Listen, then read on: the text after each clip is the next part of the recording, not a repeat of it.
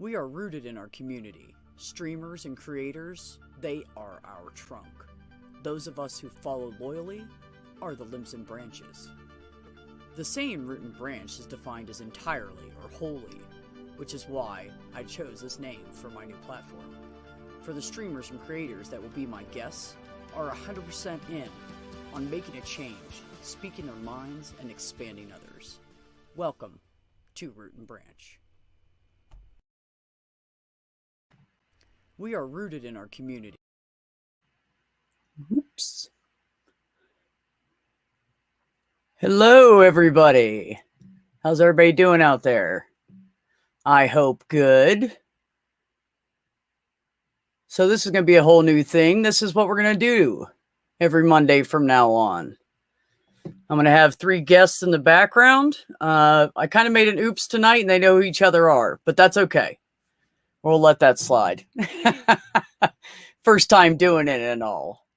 So we're going to have 3 people in the background. We're going to do a 15 to 20 minute interview with each one of them. And then when we are done with that, we're going to bring all 3 of them up together, and you guys get to ask them questions and stuff. So that's what we're going to do. Sounds great. All right. I wonder who that is. Could that be Randolph? How are you, Randolph? Great. Hey, what an honor to be on your very first episode of this new program. I really love the introduction music and the words that you put up there just before the show started. It's very well thought out, and it's very, very beautifully produced. Well, thank you. Thank you. I truly appreciate that. I'm not really good with making videos and stuff. That's why I do live. Well, that, and I like to talk to people. But but those clips I have fun with, and I literally did that 32 times. When I erased the other audios, I was on to number 32 to get that sounding where it was. So that's because this is important to you. So yeah, that's why this kind of thing happens. So well, we're not here to talk about me, Randolph. We're here to talk about you. Oh, so okay. First, I want to thank everybody in the chat for coming in. We got Susan, Sandy, and Perps, and Tobin, and some guy named Dick Dawson. I don't know what's up with that guy, but he's a nut. I can vouch for him. He's in the same province as me. Oh, is he? You guys? Oh, that's right. You guys are talking about going and visiting each other. Speaking of visiting and home, tell us a little bit about your family dynamic growing up, like brothers and sisters, how it was. Are you in the same area? Well, we're I grew up in East Vancouver. I grew up in an area where there was it wasn't really a great neighborhood to grow up in, to put it mildly. There were gang activity and things like that, and this surprises people because they say, "What, gangs in Canada?" Oh yeah, we have them, but just not very many of them, and most of them are pretty low key. So, but the street I lived on, there was a territorial dispute between 2 major rival gangs that were offing each other, you could say. And so we did see a little more than the other people living on the other streets nearby. I was very happy to be at a point where my parents got us moved to a much nicer neighborhood at the other end of town. It was a complete opposite experience, like a night and day difference. No more worry about gangs, no more worry about the drunks walking around on the street and stuff. It's just a nice neighborhood. So I don't regret having grown up in both of these areas, because it's given me some perspective.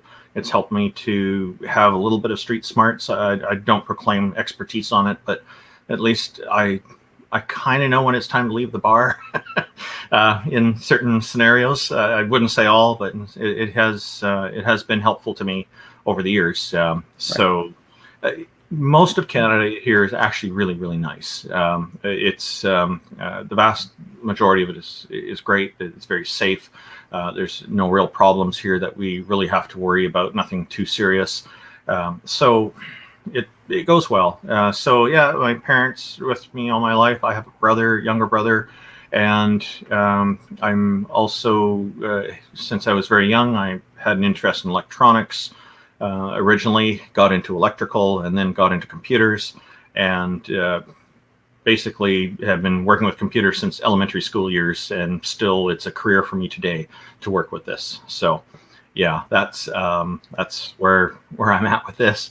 So what originally inspired you? What was that one moment? Like for my brother who loves to mess with electronics, we had a little AM/FM radio when we were kids, you know, with the front dial on it and the antenna, you know, had the little handle on it. And he took that apart and put it back because he wanted to know how it worked. So he took it all the way apart and put it back together. Did you have any defining moment like that you just said, oh my God, I love electronics? No, I just kind of felt like I understood it. And so my dad noticed I had an interest in it. And so like he was good that way. He'd realize when my brother had some interest in something, and he'd try to get us more resources for that. And his philosophy is, child's interested in something, flood them with the information, because that's the time where they're going to take as much of it in as possible. It's an optimal way to do Absolutely. It, and we're enjoying it. And so he noticed my interest in electronics, so he'd go to garage sales and buy things for me, so I'd have extra parts. I got a whole set of those plastic drawers for all these little resistors and capacitors and transistors and things, and potentiometers, and on it goes, right? So, and then this was the beginning of solid state really being taken seriously. And so I would encounter vacuum tube technology items from time to time as well. And so if we had some equipment that broke down, my dad would give it to me, and then I'd take it all apart and clean it up and replace little components that were they like to buy a capacitor or a resistor in those days, just a couple of cents each. It's a nothing cost. So anyway, I'd solder the new ones on and then put it all back together again, just the way I found it. That was all you had to do. Put it exactly back the way it was. If there was something broken, obviously you'd fix it, but that was pretty rare. And then it would just work. Sometimes I didn't have to replace any components, just put it back together, and it suddenly started working again. I fixed VCRs this way. I fixed a television set one time. You got to be careful with those. They store power, but yeah. Oh yeah, that's right. They do, don't they? They have some kind of a battery. How long does those battery life last? Like a couple days or something, doesn't it? If you leave it unplugged. Oh, you're talking about what the capacitors store. Yeah, it depends. It really varies on depending on what the deal. See, that's how much I know, or how much I don't know about it. I should just say don't know about it. Yeah. Well, that's awesome. So I want you to tell me a job that you would be absolutely horrible at, like the worst job you could ever try in your whole life. Oh, it was actually one that I tried, and I did not like it at all. It was like I didn't find it enjoyable. It was a long time ago when I was much younger, and just trying to find some work because the company I was at went out of business because I don't know, the management did something funny and everybody's out of a job all of a sudden. So anyway, I went and got a job at a sea cucumber cutting factory kind of thing. And they bring in these sea cucumbers from all over the world. And it's completely different from any computer or electronics work I'd ever done. And I thought, I'll give it a try. Somebody had told me she's doing the job. So I went there, and then I did it for 2 days and I quit. And it was just not for me. You're standing on a cement floor all day. You're lifting these things out of cold water. You're wearing gloves, of course, but you're lifting out cold water, and you cut them open and then put them in the next container, which takes them to somebody else for processing. So they're the bottom feeders of the ocean. So literally. And so the sea cucumbers, what I learned from that job, the only thing I learned was that the ones from Alaska smell the worst. It's just the way the environment is from where they're from, right? And they did have a very strong smell, those ones from Alaska. And everybody there was always saying, oh, these are from Alaska. It's not going to be a good day. There's good days here? Holy cow. It was not a fun job. Like, this is not a fun job. You know what? I don't blame you a bit. Honestly, I never got into food service kind of thing. That stuff just, I don't know. I was a fry cook for like 4 or 5 months, ended up with all these burns on my arm. I said I was done with that. And besides working at Subway when I was like 20, I've never done any other. It just doesn't interest me. It's not my thing. Yeah. Yeah. It's what kind of hobbies do you have anyways? Besides, we're not talking anything YouTube, just like your real life stuff. outside of the atheism activism, which is a big one for me. But Yeah. yeah, I've got an interest in writing computer software because I work in the computer industry. There's I do want to eventually take up a hobby of doing oil painting. I'd like to do scenery and people. Particularly drawing women, because that's just more interesting to me. But Right. yeah, Same. I think the curves are nicer. But but yeah, I particular interest in drawing scenery like mountains and lakes and rivers and forests and whatnot. That's the kind of stuff I would like to learn to do someday. I just haven't had the time, and I'd like to very much. This is. I'm also enjoy writing, doing science. I've been working on a science fiction story as well as a book about atheism. The book about atheism is much shorter, and I have made quite a bit of progress on it, but it requires quite a lot of research. The aspects that I'm writing. Oh yeah, I'm sure. Yeah, I'm sure. And getting into some history as well. So it's and I'm not well versed in history, so. This for me is probably more of a challenge because it's all new to me in a way. History class was very boring in school. The teachers, most of the teachers, made it extremely boring. So me and a lot of the other kids, we just did not enjoy it. So yeah, I'd say work fast food. Like Purple Rams of the Orange making the comment that everyone should work fast food for at least 6 months. If nothing else, it'll make you realize that most any other job is not that bad. Well, right. 6 months doing fast food or 2 days cutting sea cucumbers. Either way, I'm good. Either way, I'm good, Randall. How do you find time? Okay, so I have to ask, how do you find time to work full time? You're building a studio behind your house. Yep. You are writing a book. You're writing fiction. You have children and a wife who need attending to. I just don't even know how you do that. So that would be way too much for me. Well, you've noticed that the studio is not coming along as quickly as it would have if it was my full-time job. Well, of course, you'd be done. You would have been done weeks ago if that's all you had to do. Oh, probably, yeah. And the other thing was like with the writing, it's a low priority. I do it when I can. I start feeling like I want to do it. I'll try to make the time to do it. And I can usually be successful at that. But very often it takes a sideline to family. Family's got to come first, right? That's absolutely always the way it is. And then everything else and all these friendships we're making online, this all takes time, but it's important, right? Because absolutely. I've met you online. You're very nice, and many of the people in the chat recognize the names, and thank you. And yeah, I didn't know any of these people until I started hanging out on YouTube. Yeah, I wouldn't have known any of you guys. So absolutely. Yeah. So no, that's great. So the science fiction, science fantasy is one. Like if I won the lottery, then of course I'd have a lot more time for these things because then I wouldn't have to work to pay my bills. If I won the lottery, I'd be writing a book out on a sailboat or something, a yacht somewhere, probably. Yeah. Oh, I'd stay here. I'd probably get some people to come and do a bunch of the gardening and do a bunch of landscaping and whatnot. That would be fun to do, but isn't necessary. And I'd donate a bunch of it to some charities and whatnot around town as well, because I think it's important to contribute to society as well. Right. How many kids do you have? Two girls. 2 girls. Okay. Yep. Are they little or? Yeah, one's in elementary school and one just finished university. So okay.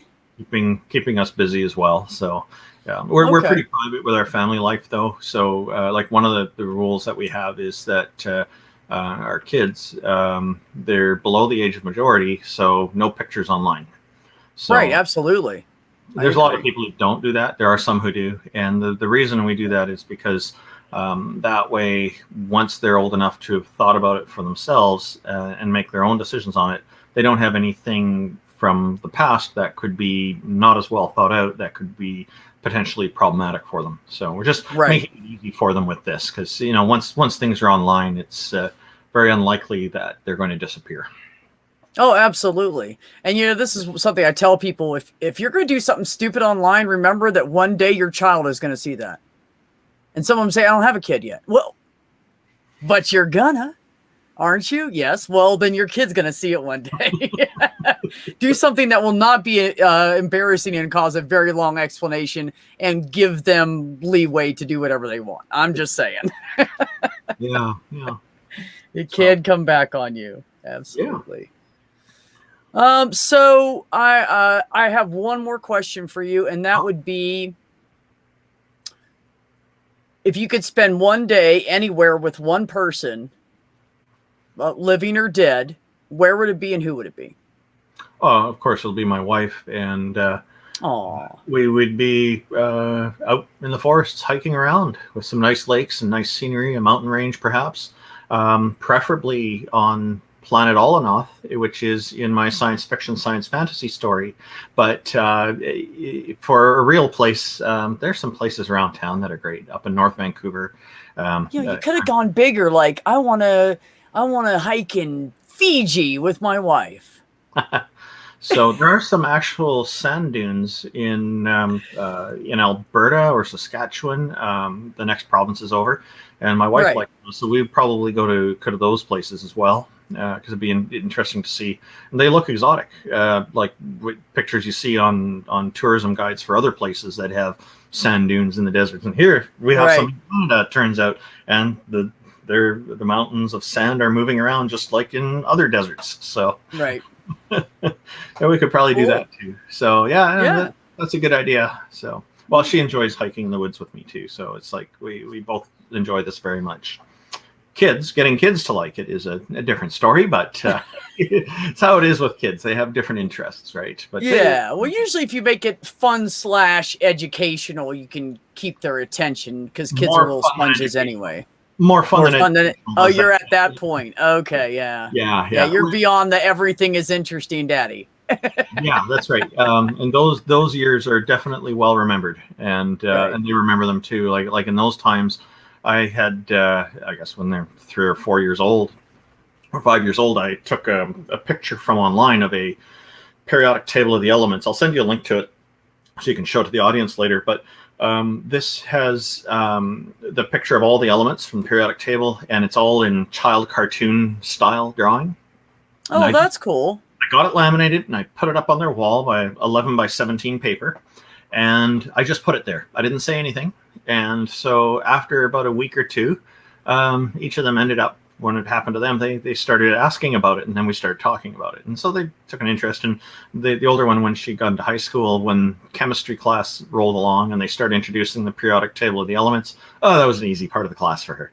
Yeah. That's awesome. Awesome. Make it. Well, that's just like, we had a teacher. Our mom was a teacher. So as we grew up, the older we got, we were like, oh, we've seen this before. We talked about this. I know something about it, So the intention was leg up.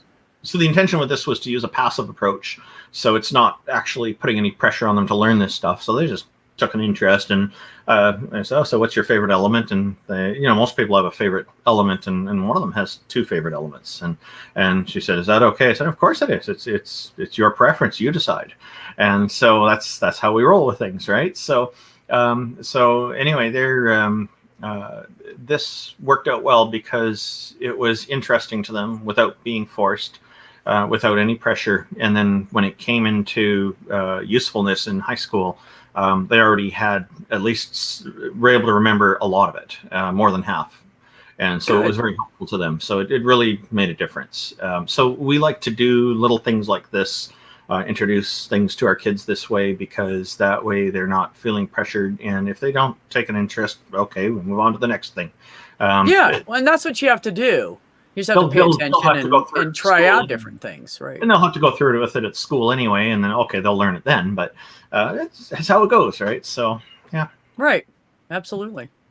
Well, Randolph, I want to thank you for coming on today. And, of course, I'm going to throw you in the basement and bring the next guest up and let you hang out down there with the other person for a little bit. Thanks so much for having me on. Also, I do want to give a shout out to Randolph, because I was doing late night brainstorming on this whole idea. And he stayed up with me for another hour after everybody else went to bed, and we just talked about this stuff, and he threw out some ideas, and it really helped me form a good path to this platform. So thank you for that, Randolph. I truly appreciate it. It was a pleasure. I'm so delighted that you even thought to ask, and I appreciate you bringing me on your very first episode of this. This is, to me, quite an honor. Thank you. Aw, thanks, Randolph. I appreciate you. Like, All right, guys. Guess number 2. Everybody ready? And that would be Mr. Jim Hall from Well, Atheist Edge. hey, How I forgot are you, I was sir? muted. What's going on? Hey, I'm just hanging out, having conversation with friends. What are you doing? It's raining its ass off here. I guess it is there too. We talked about it before we went live. Yeah. So, yeah. Thank you for reminding me, Jim. If my camera's shaking, it's because it's storming really bad. And the rain has passed me. So I'm left over with the wind and it's shaking my house a little bit. So I apologize for that, everybody. Wow. So yeah, it's pretty crazy. So Yeah, Jim, tell me about you. What was your family dynamic setup growing up? I had it what was really that like rough. for you? It was the worst possible family situation. I had loving parents that provided for my needs and set boundaries, but loose boundaries, and allowed me to make my own decisions.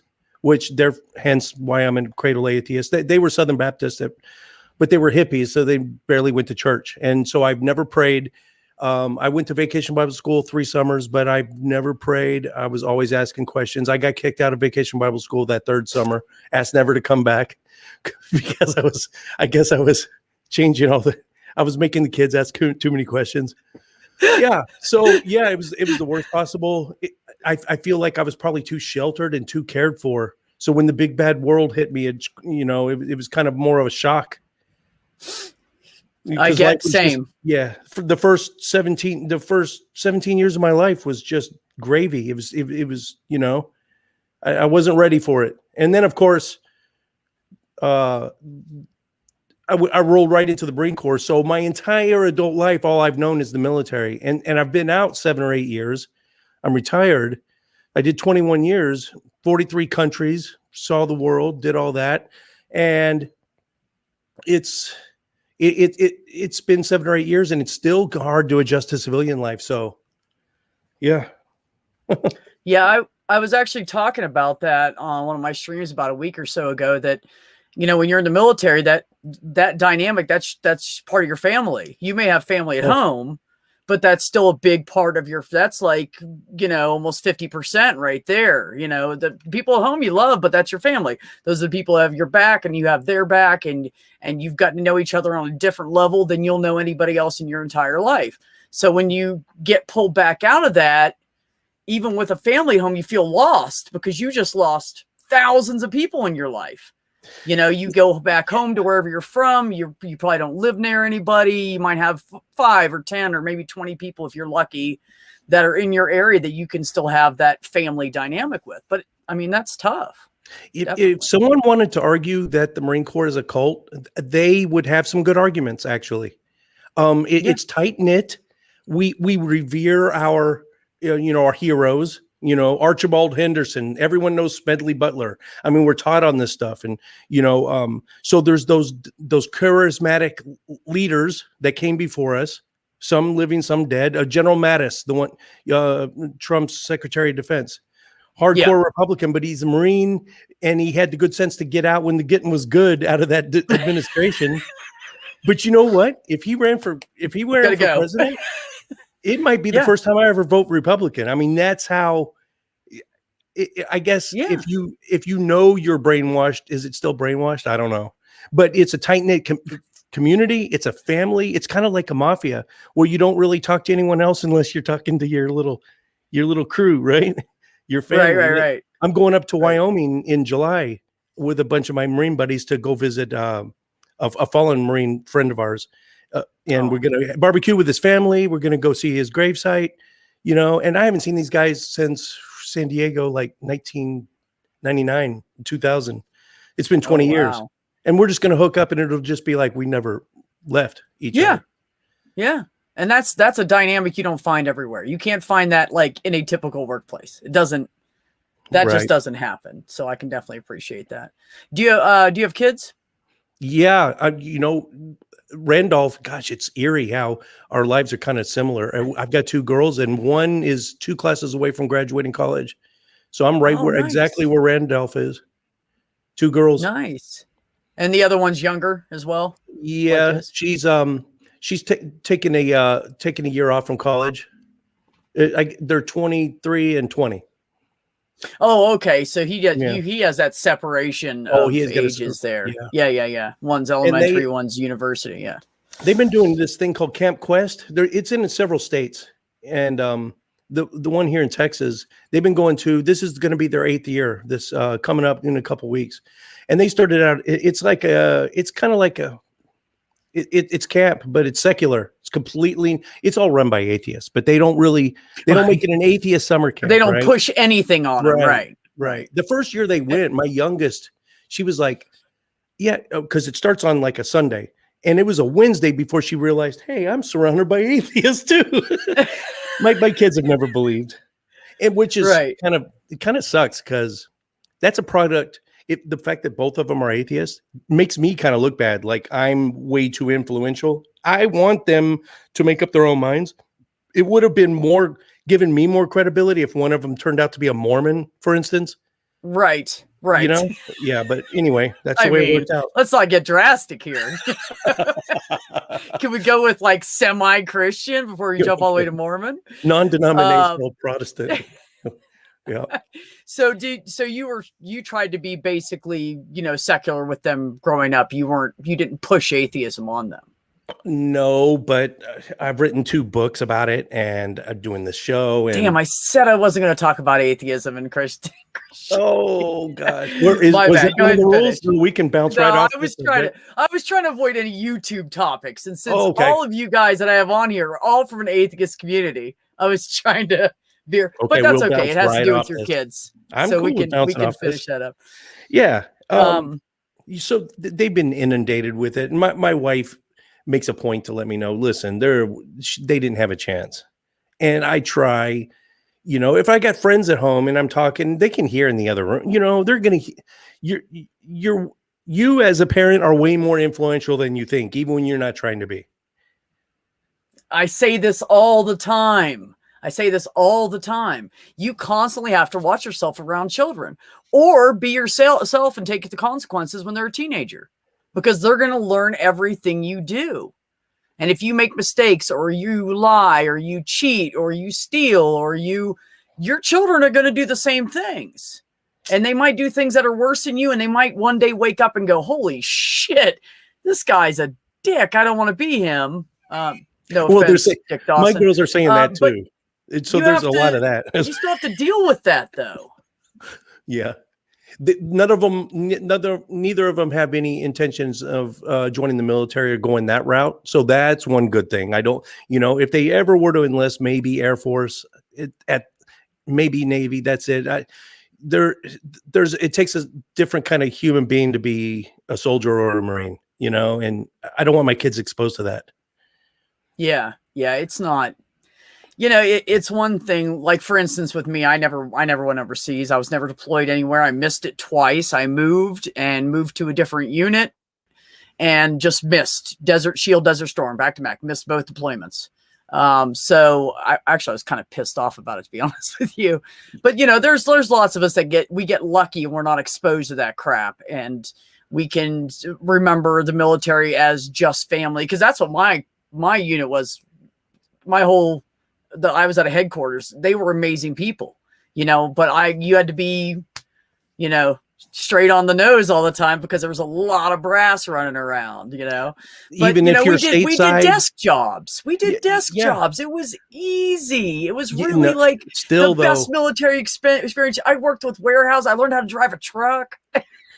If there's, you said even if there's no hostilities, even if you're stateside, even if you're in a cubicle pushing a pen, right, you're still going to be exposed to things that civilians have no clue. They will never know. And and like I said, it's 8 years, and I'm still adjusting to civilian life. And so I don't know if I'm ever going to fully adjust.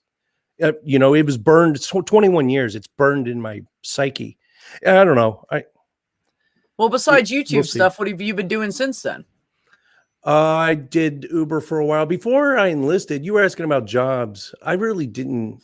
I worked like at a pie pantry as a teenager, and then you worked at Subway. So I worked Yeah. at Subway for like a weekend right before I enlisted. It just happened to be right next door to the Marine Recruiter, and I was like, I'll kill some time, and I worked for a few days at Subway. Which I was going to say, you went to Subway and to said, "Man, this does suck. I'm going to the Marines. It's next door." No, it's just to kill some time right before I depped in. But if there's time, I'll tell a quick joke, and I'll try to keep it PG. So this guy. No, you don't have to do that. Oh, I don't. Okay, this guy. No. He gets fired. He pulls up to his driveway. He's moping into the house. The wife's like, what happened, honey? He's like, I got fired. And what happened? Well, this whole time I've been working at Subway, I've had this urge to stick my penis in the pickle slicer. And it was like a weird compulsion. Finally, I got up the nerve and I did it. And she's like, oh, well, I'm just, I don't even care about you getting fired. I'm just happy you're safe. Are you okay? He's like, yeah, I'm okay. And I'm okay. I didn't get hurt or anything. And she's like, well, what happened to the pickle slicers? And he said, well, she got fired too. Sorry. Oh, I was sitting there cringing for every man in the world to that last line.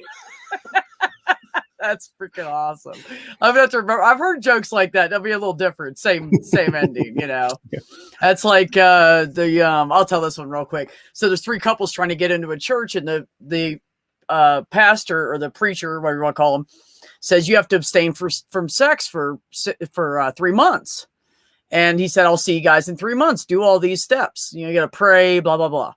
So they go home and everything. They all come back 3 months later. And he asked the first couple, they're like in their late 60s, early 70s. How'd you do? And they were like, oh, we don't sex, it's fine. It wasn't even on our calendar. So he's like, oh, well, welcome to the church. And so the next couple, they're in their mid 40s to early 50s. And he asked them, how did you do?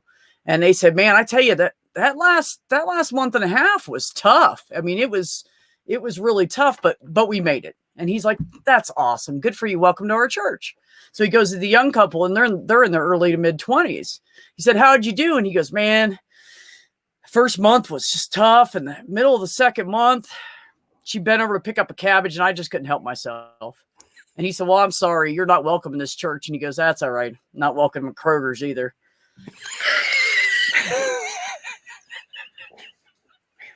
Oh, God.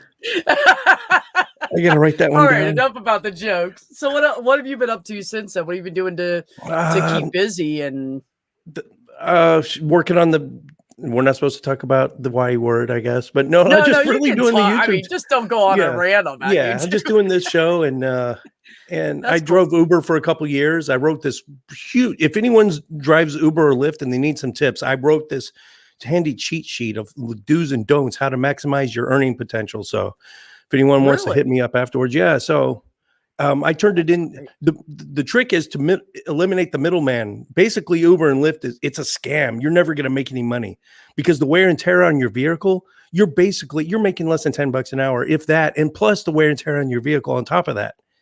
The only way to make real money is to eliminate the middleman and get a clientele base like you're a hairdresser. So when you get someone in the car, if they're kind of a repeat customer, you've seen them before, the kind of their route, it requires a lot of scheduling. So you got to set up a big grease board, you got a calendar, and but you set up times where to be and when. I'll pick and you they up count every on you. Monday morning and afternoon to get you back and forth to work. Right. Exactly.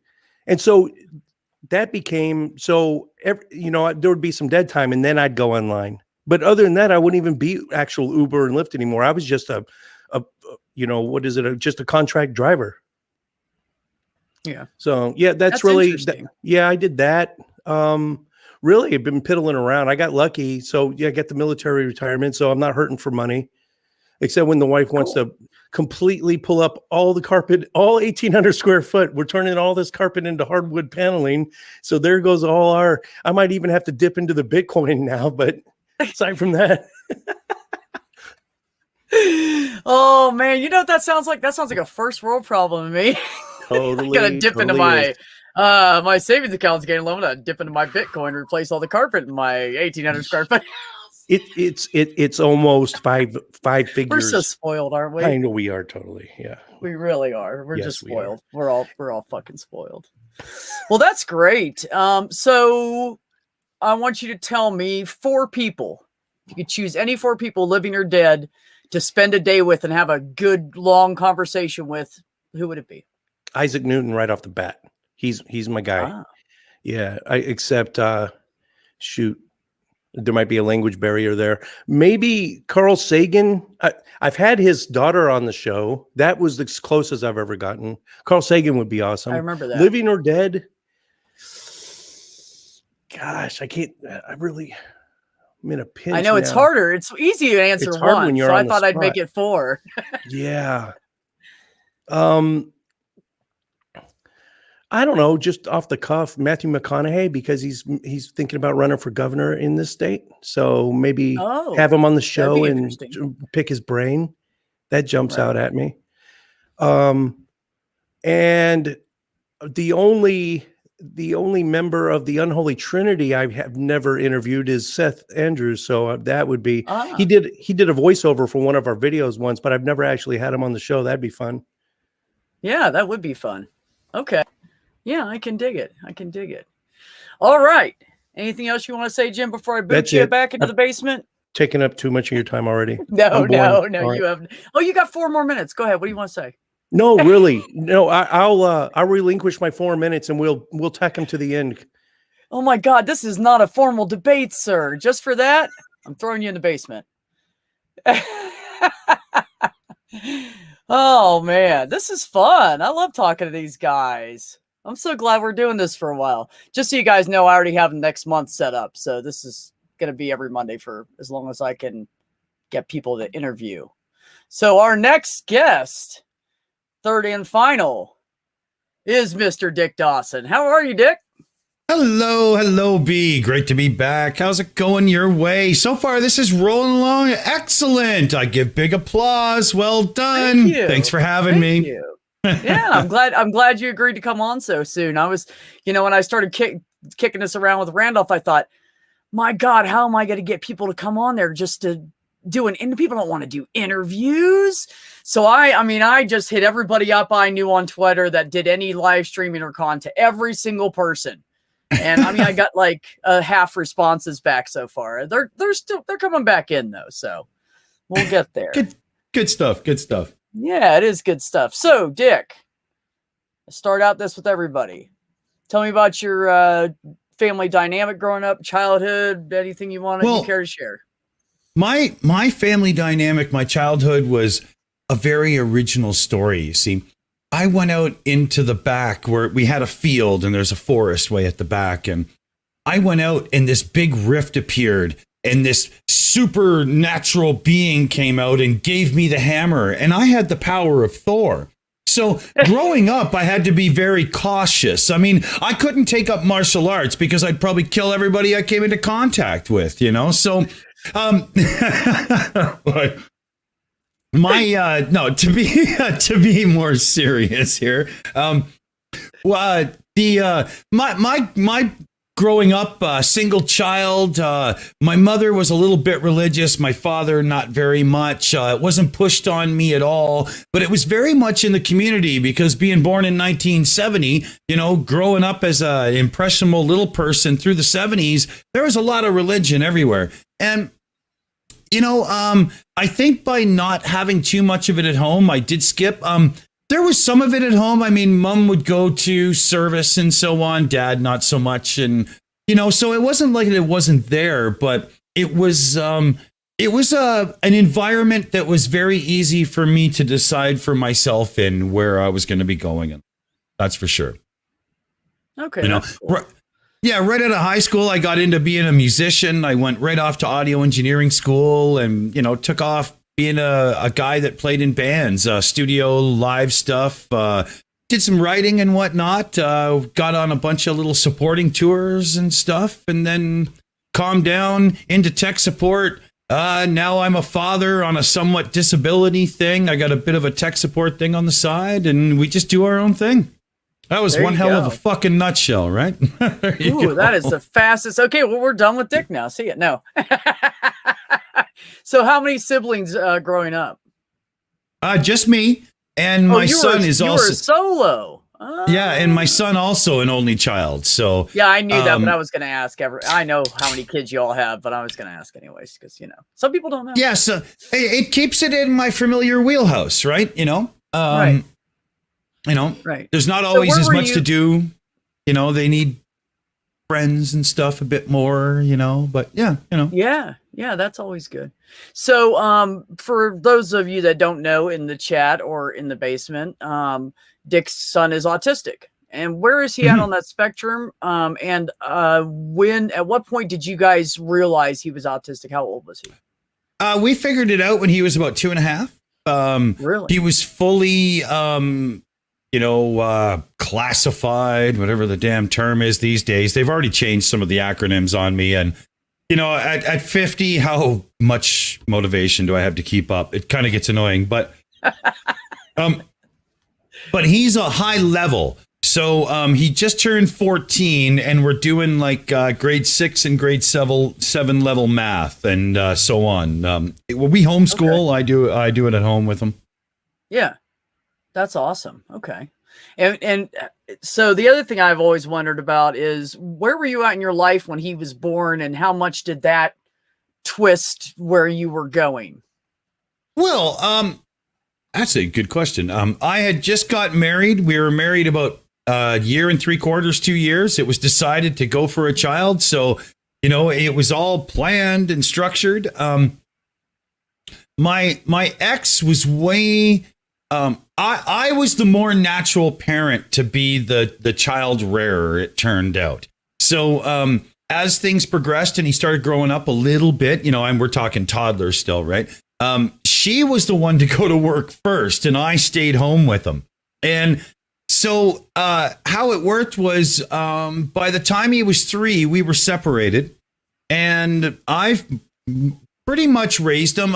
In the last, 4 years, Mom's a little bit more involved. Not that she wasn't at all before. That's probably the wrong way to say it. I shouldn't oversell that.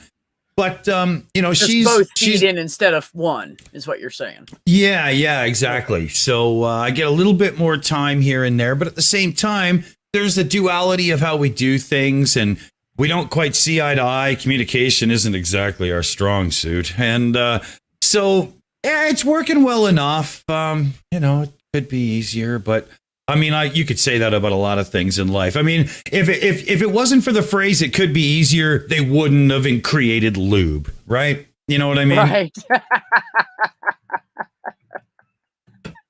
Boy, isn't that the truth. If everything was easy, they wouldn't have created PB Blaster either. So, right. So, tell me one job you've had in your life that you like. What was your first job? What was the first crappy job you had? My very first proper job was working at a gas station.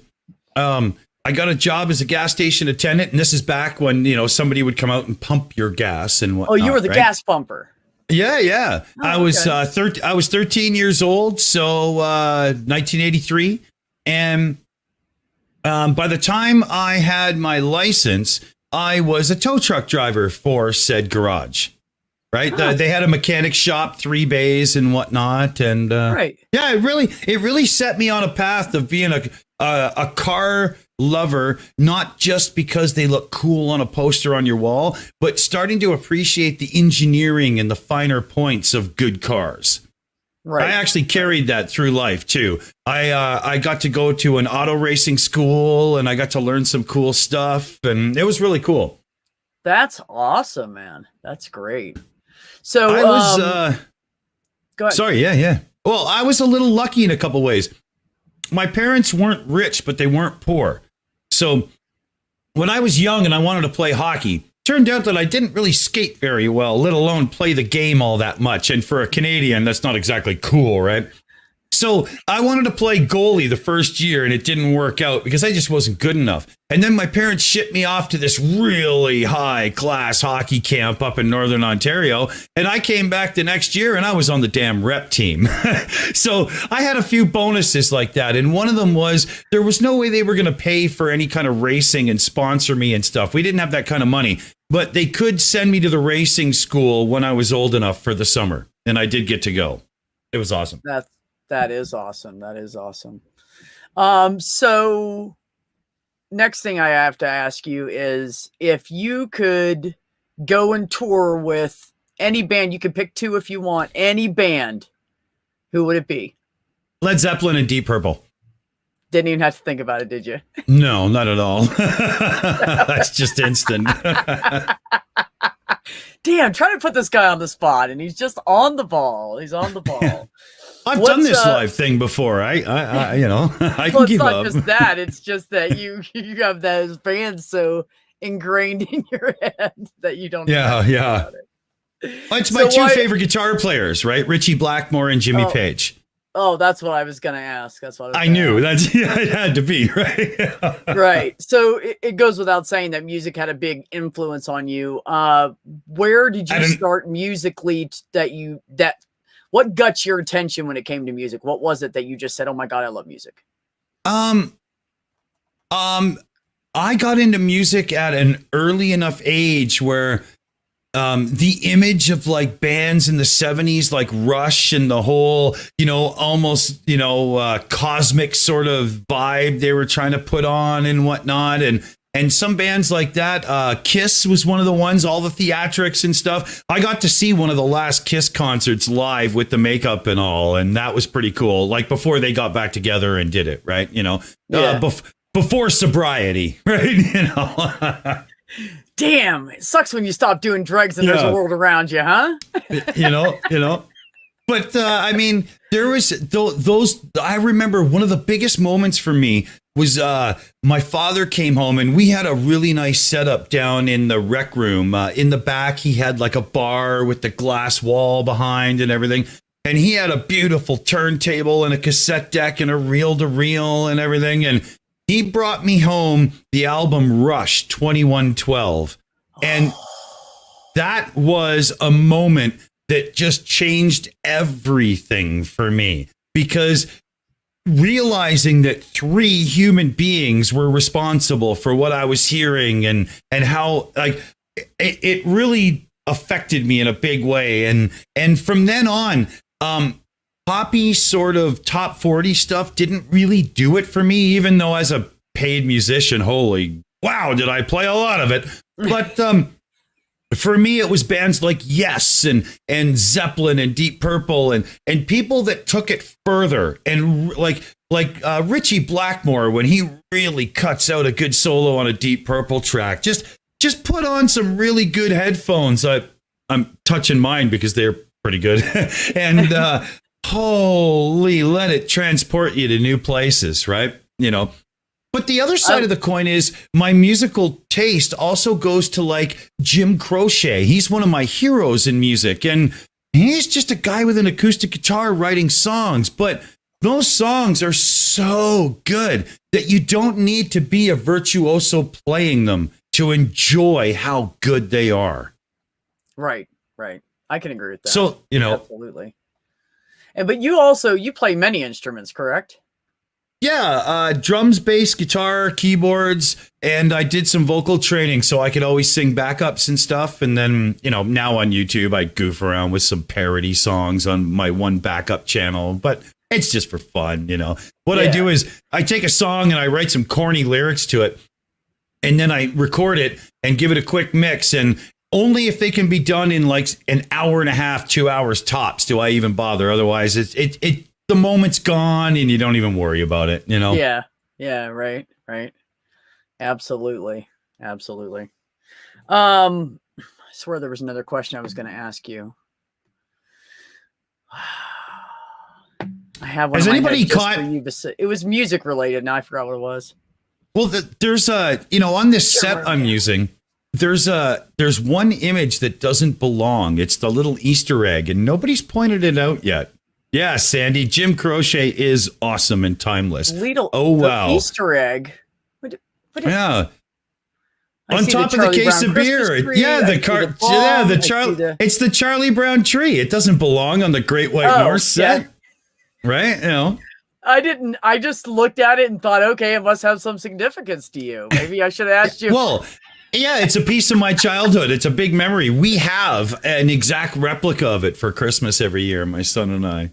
That's cool. You know, we do That's have a real tree too. I'm not, but yeah. but yeah, Well, they you sell have to have those. it, They huh? sell those now. You can push the button and it plays the Peanuts tune, right? Yeah. Yeah, that's a lot of fun. That is really a Yeah. lot of fun. All right. Well, I think it's time.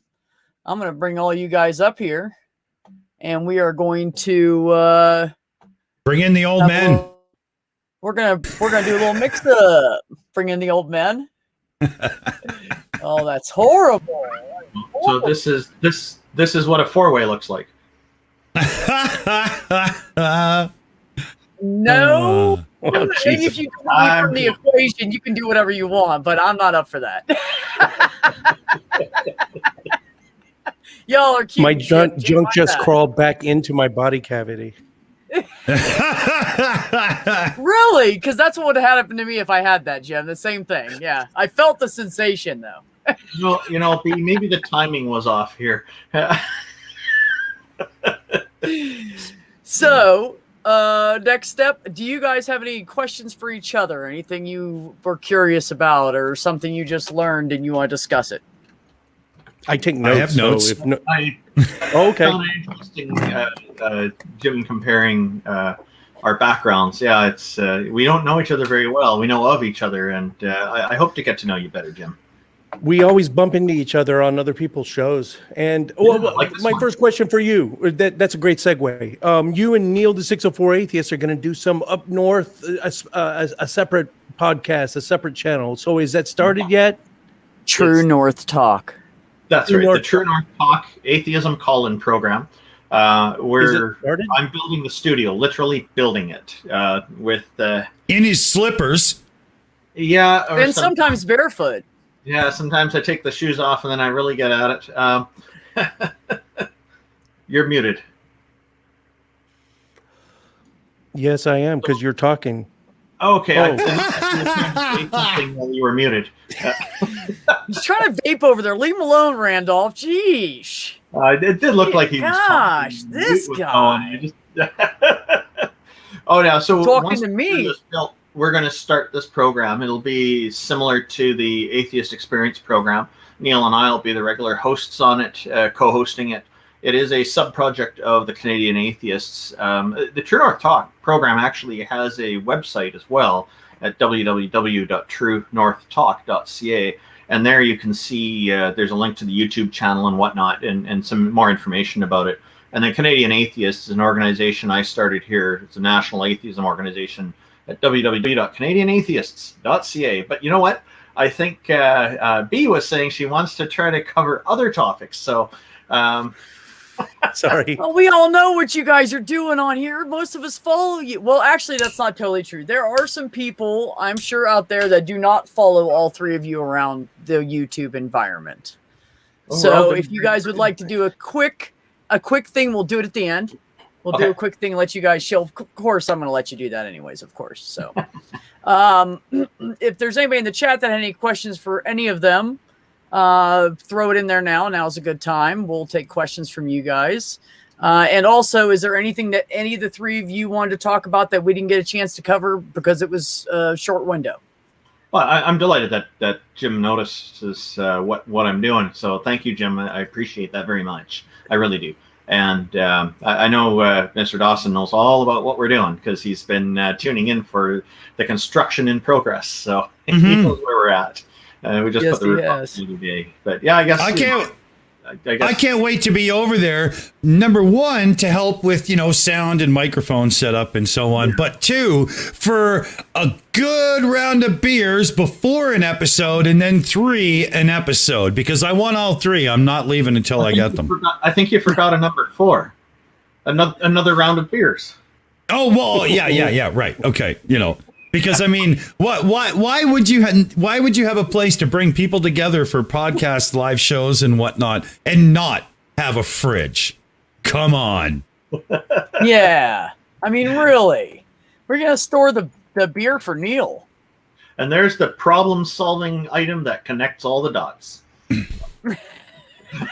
No, that's not an elevator shaft in the middle of the room. That's where we put 4 refrigerators. No, no. See, you guys are doing it all wrong. You make the refrigerators part of the other side of the desk. Like you have one side of desk with drawers for storage. The other side is a refrigerator. You each have your own refrigerator. Put whatever you want in it. You don't have to reach down and accidentally crack open a beer and you meant to get a Coca-Cola or something. The plan is to have a little more than just desks and drawers and cameras and stuff. There's, I've got some plans. I'm not going to allude to what. Why gotta be so fancy? Pole dancers. Pole dancers. Oh, jeez. Sorry. Sorry. Interestingly, that's only a little bit right. It just doesn't have the dancers. Once this becomes hardwood floors, I'm going to definitely need some soundproofing, though. Yeah. Oh my God! You definitely. I would suggest a deep pile throw rug right underneath of you with a padding underneath of it. No, I'm not doing wood floors. It's going to be carpet all the way. Yeah, because if you put always put on the wall.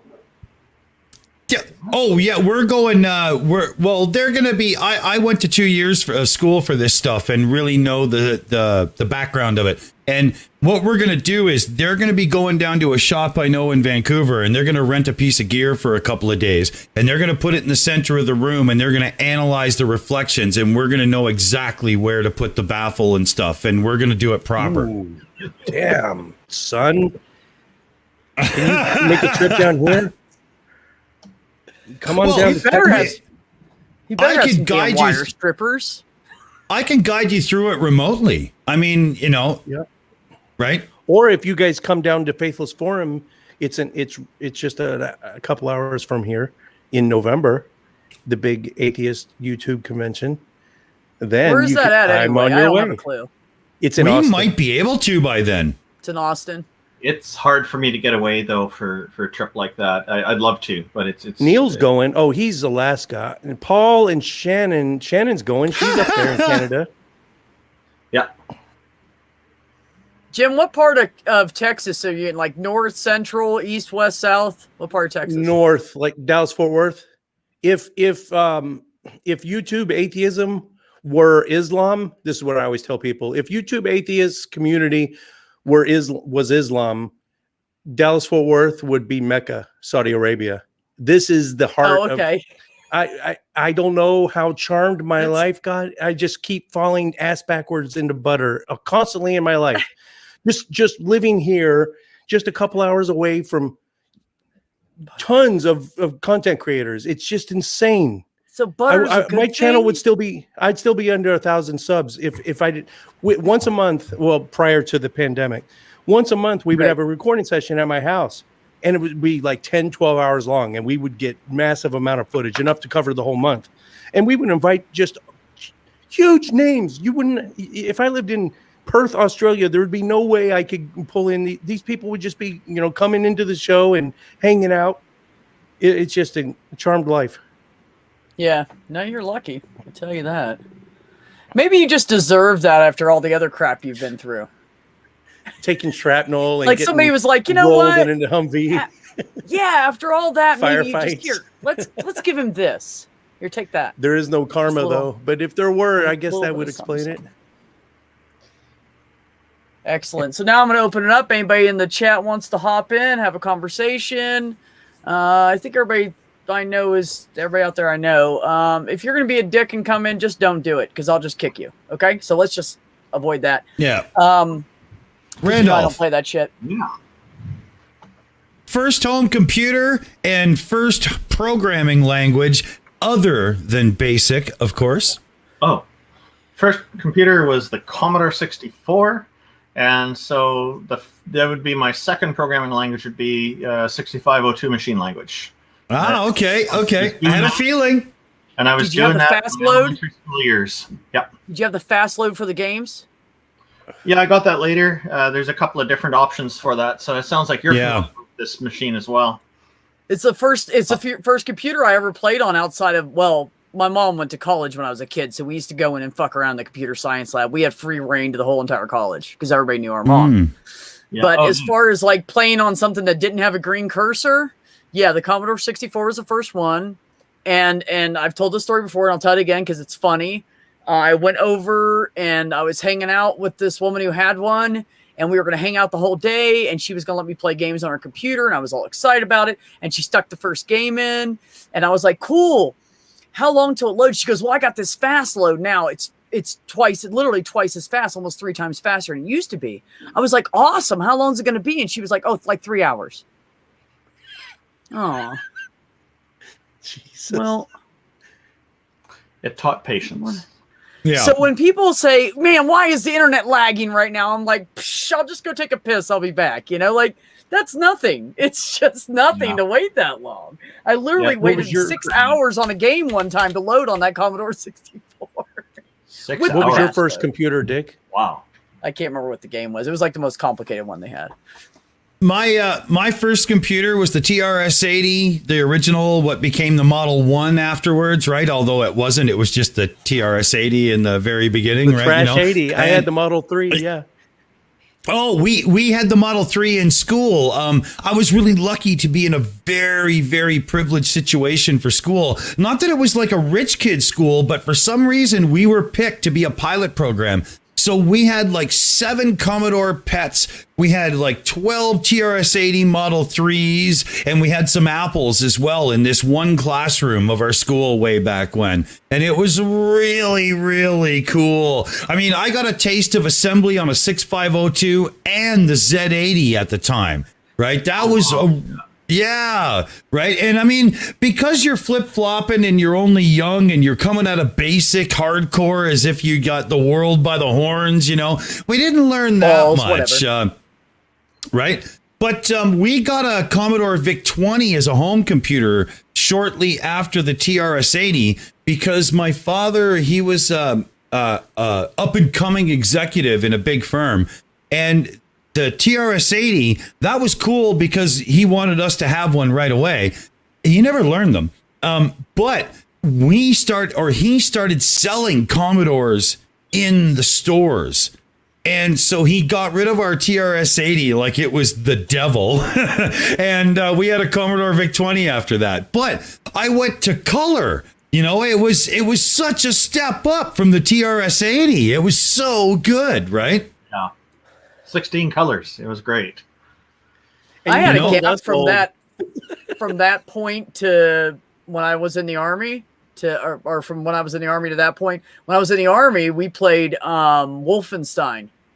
Yeah. When the brass wasn't looking and we had everything caught up and we were waiting. Because, you know, I mean, I was in the Army back in the day when the warehousing, we had to like write up the order of what we need to order, type it in, take it from that reel and put it onto another reel. So every week for 7 or 8 hours, I sat in this trailer outside. It was the computer trailer, and it had the big boy computer in it with the reel-to-reel shit. And I was caught more than once sitting backwards on my seat with my head down with a big puddle of drool on the seat between my legs because it was so hot and boring. I would fall asleep, and my sergeant would come in and she'd be like, "Madsen, wake up." Shit. I'm like, fuck. Oh, man. She's like, clean that chair. Oh, my God. What are you doing? I said, well, you know, when it gets jammed up, it makes a noise. When it's done, it beeps. I'm just taking a nap. I have nothing else to do. I was hoping it would jam, but then I fell asleep.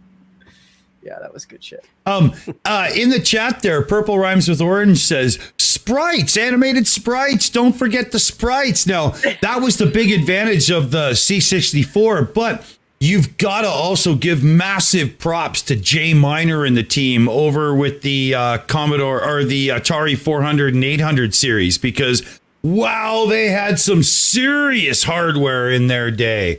The Jack Tramiel and his driving the price down ethos, you know, he really didn't see a massive profit margin as something that he could live on and accept. He only just enough. And so he priced his Commodore 64, especially the 64, against the competition like the Apple and, the Ataris and stuff in a way that the other companies didn't. And, Apple survived, right? Commodore didn't bring enough in to re-engineer their next products after their big hit. They screwed that up. It's a shame. It's such a shame because Commodore didn't have enough money to make the Amiga the product it should have been. The Amiga operating system is still being developed today. Mm-hmm. Yeah. I think that's amazing. I know. Actually, Randolph, you're probably like me.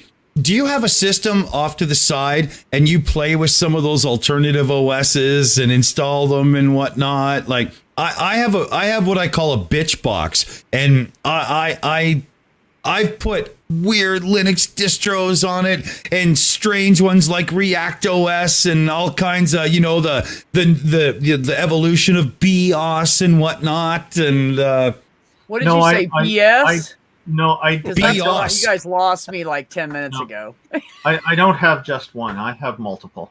Yeah. Well, I have some retro boxes around, and I've got an early Pentium, and then I got a Pentium 2 and a Pentium 3 and a Pentium 4 for the different eras. And I mean, I've still got a 16 gig Voodoo 2 card and a few, like, some real gem stuff. I got a great selection of sound blasters, But I did this before they became expensive again. It's stupid now.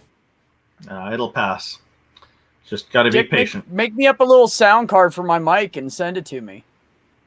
We could make you a BIOS. It's the operating system just for you, for B. It's funny when... No, it is. It is Randolph. It is spelled BEOS. Yeah. BEOS. BIOS. When Randolph was talking about the periodic table earlier, I was like, my favorite one's beryllium. Because your element. It's BE.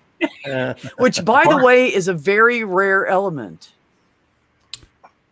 So it's perfect. Anything heavier than iron is very rare and is only created in supernovas. Star Trek, they have the beryllium. Or laboratories. Mines or something. Yeah. Is this getting educational? No. Shit. And that was Berkeley. Galaxy Quest, where they had to get the beryllium spheres. Okay. Anything heavier than iron is only produced in a supernova, except for way down the chart. You see like berkelium and californium. Those are lab made, and they expire after like 0.0001 nanoseconds. They don't live very long. There's a guy that's been running simulations for a couple of years now. I think it's probably more than a few, but now that I've heard about it, and it's not just supernovas, because the simulations were showing that supernovas weren't strong enough to fully get some of the heaviest elements to come together. And what it turned out was the simulation showed us that it's neutron star collision. Oh, dude, and that gets you. It's so, you got to check this out, man. It's so, it was Max Tegmark. He's an astrophysicist guy. Him and Mike Brown, the guy that killed Pluto as a planet, and a few. I think it was those guys that were doing the research. I'm not 100%. I'd have to look back on that. But yeah, the models are showing that the supernova isn't enough. It's crazy cool. Sorry, I was thinking of C-Lab 2021 when you guys are talking Sequest. I hope in our lifetime we get to see Betelgeuse do its thing. Oh, that would be fun. Imagine to see it in the sky during the day, because you would.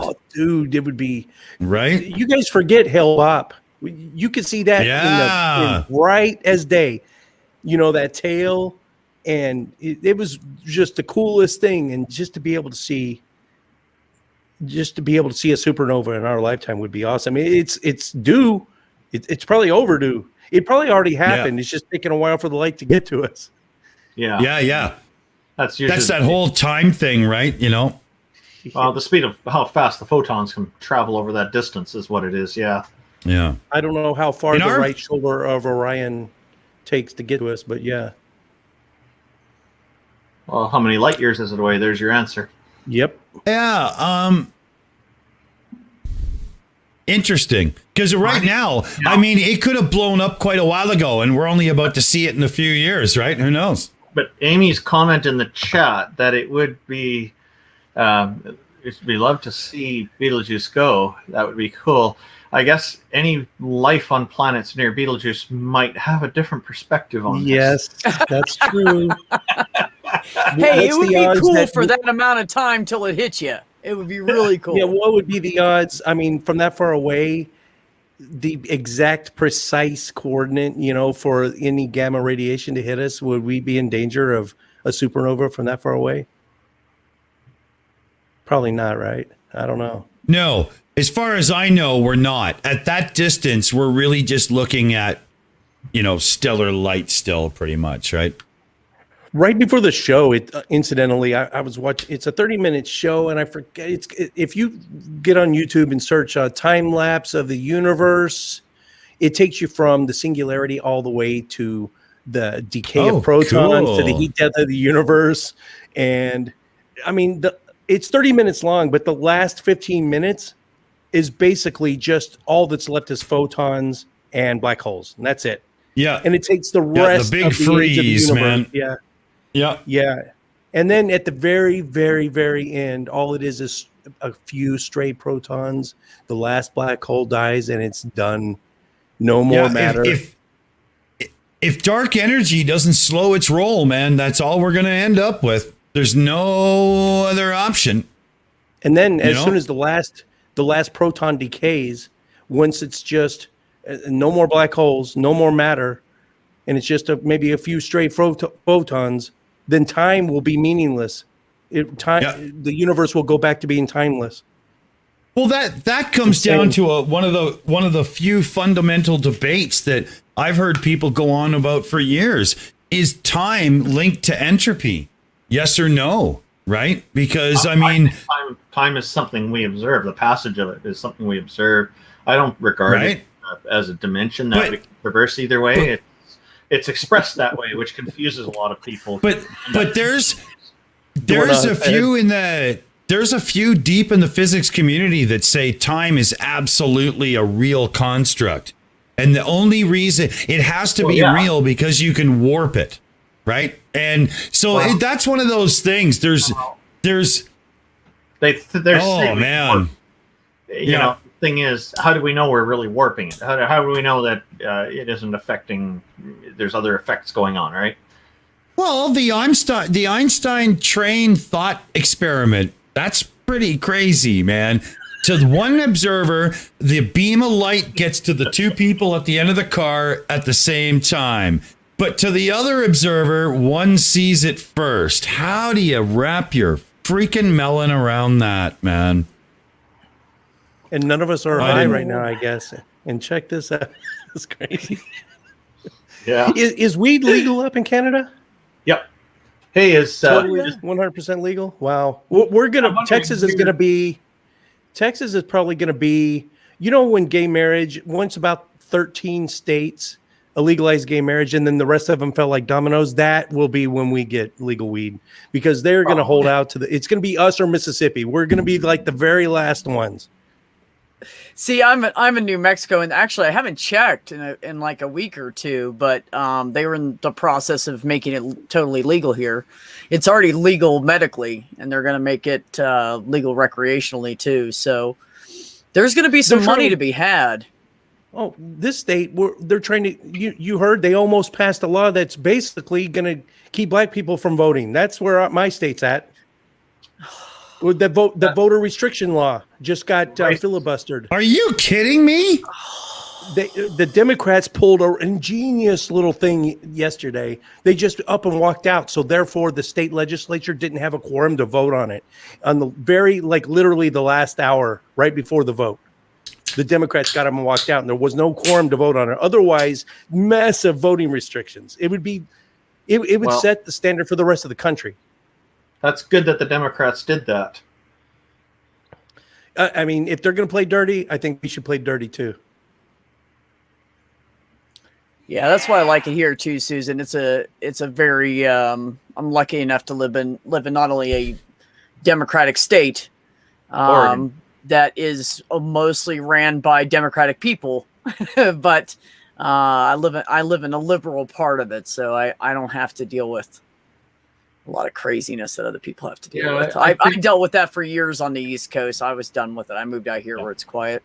See, from my perspective here in Canada, I see all this fighting going over racism and people trying to restrict groups of people, race demographics on voting, and I feel like this isn't progress. This is so far from it, and it makes me feel sad because in this day and age, this stuff shouldn't be happening at all. This shouldn't, like, it's bad enough that it's even in the history, but it shouldn't be happening today. It really shouldn't.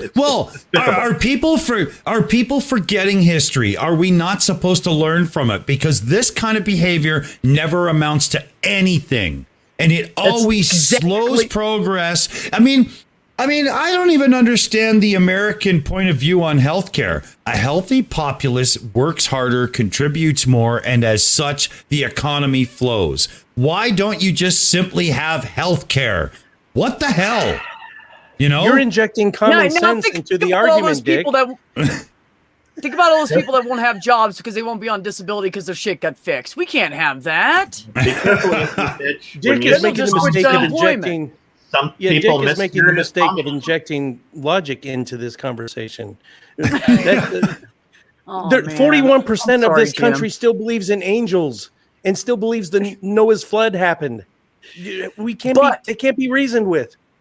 But Jim, every year there's fewer Christians. Every single year. True. The last 5 to 10 years, the drop of Christianity has been huge. What you don't know is all these small 23% drop or something like that, wasn't it? That's a bit anomalous though, because the Catholic Church had their big child abuse epidemic, and that caused a major exodus from their church. So that they lost. Well, no, I understand that, but I'm not talking about just Catholicism. I'm just talking about everything. But I'm saying the reason you're seeing that statistic might be a bit skewed, probably is because of that. You're seeing a bit of an anomaly. But I do agree that the trend is that it is gradually dropping. But on the other hand of that, you'd see a big jump in Catholicism dropping off, or a big drop.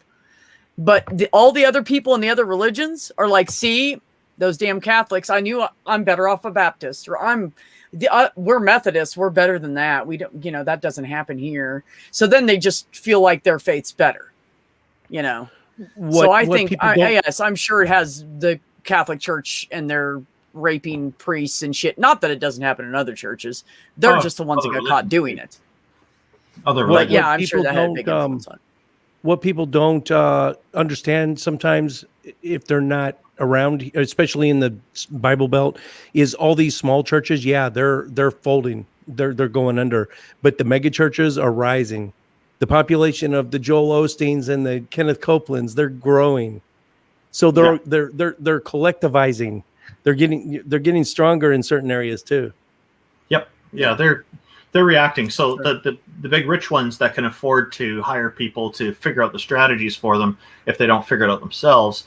And you can bet the Catholic Church is doing that. They know which things to kind of wait on and which things to distract on and how to deal with different populations in different ways. So they have a vested interest in continuing to run successful church businesses. Maya, yes, that is actually true. There are a lot of people leaving California and moving into Arizona and Texas and New Mexico. We have a lot of people moving in this area from California and Texas, as a matter of fact. A little handful from Arizona. But yeah, people are getting away from California because California, number one, is way too expensive to live there. And the cities are becoming severely overcrowded, like LA. So since I'm so close to being across from LA, we're getting those people over here. I think that's going to have a big influence, of course, on politics going forward. But, you're really going to have to wait like another 6 to 8 years at least before you see anything be drastic of a change, I feel like. Oh, this change comes slowly, yeah. Yeah, they're all about slowing down and stagnating progress. So, of course, all the change will be slow. It's just the side effect of how they operate. They don't want to open their books. Right, Maya? they don't want to involve local law enforcement when laws are broken. They want to handle it internally. So of course things are going to move very slow. Don't California my Texas. That's they say it all the time. Fucking beautiful. I had a question. So northern Texas, right? Your area of residence. You're basically within like a drive of heading into the whole thunder and brimstone area and showing up at one of those evangelical places. Like you're not that far away then, are you? Joel Osteen is down in Houston. Kenneth Copeland is literally I could almost walk to his megachurch.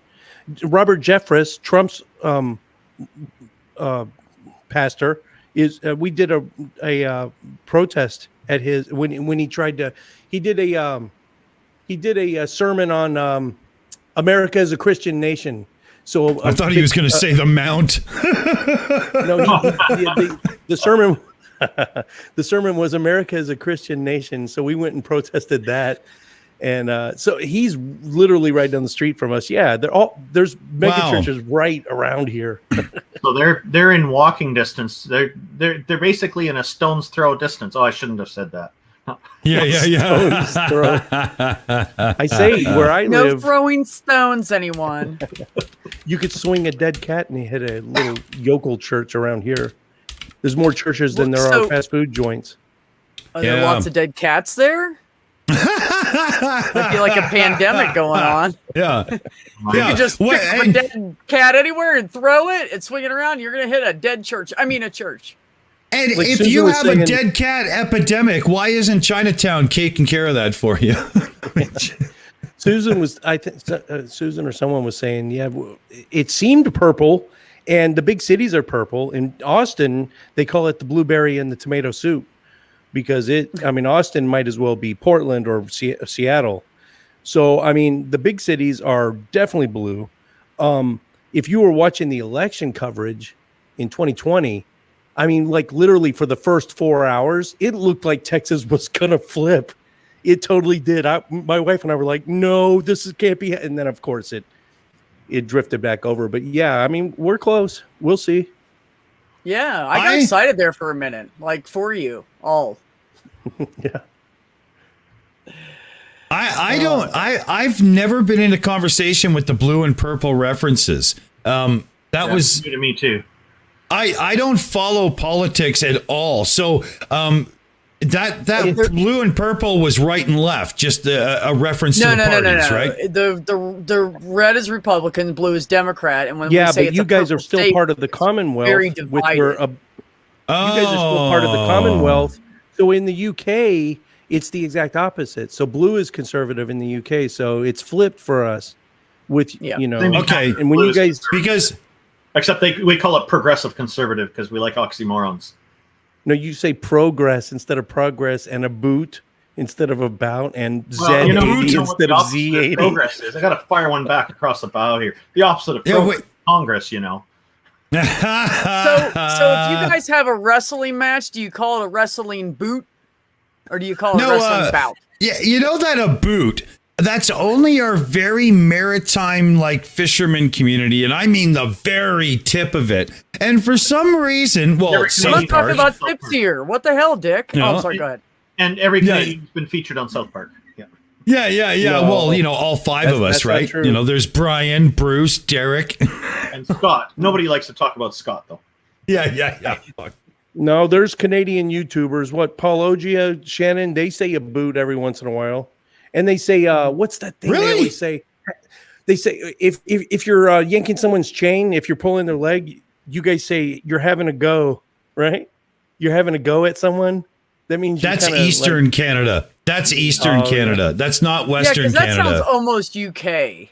That's. I think Australia and UK kind of ish area. No, as well. Canadians do it too. I hear that all the time. Yeah, you would never too much.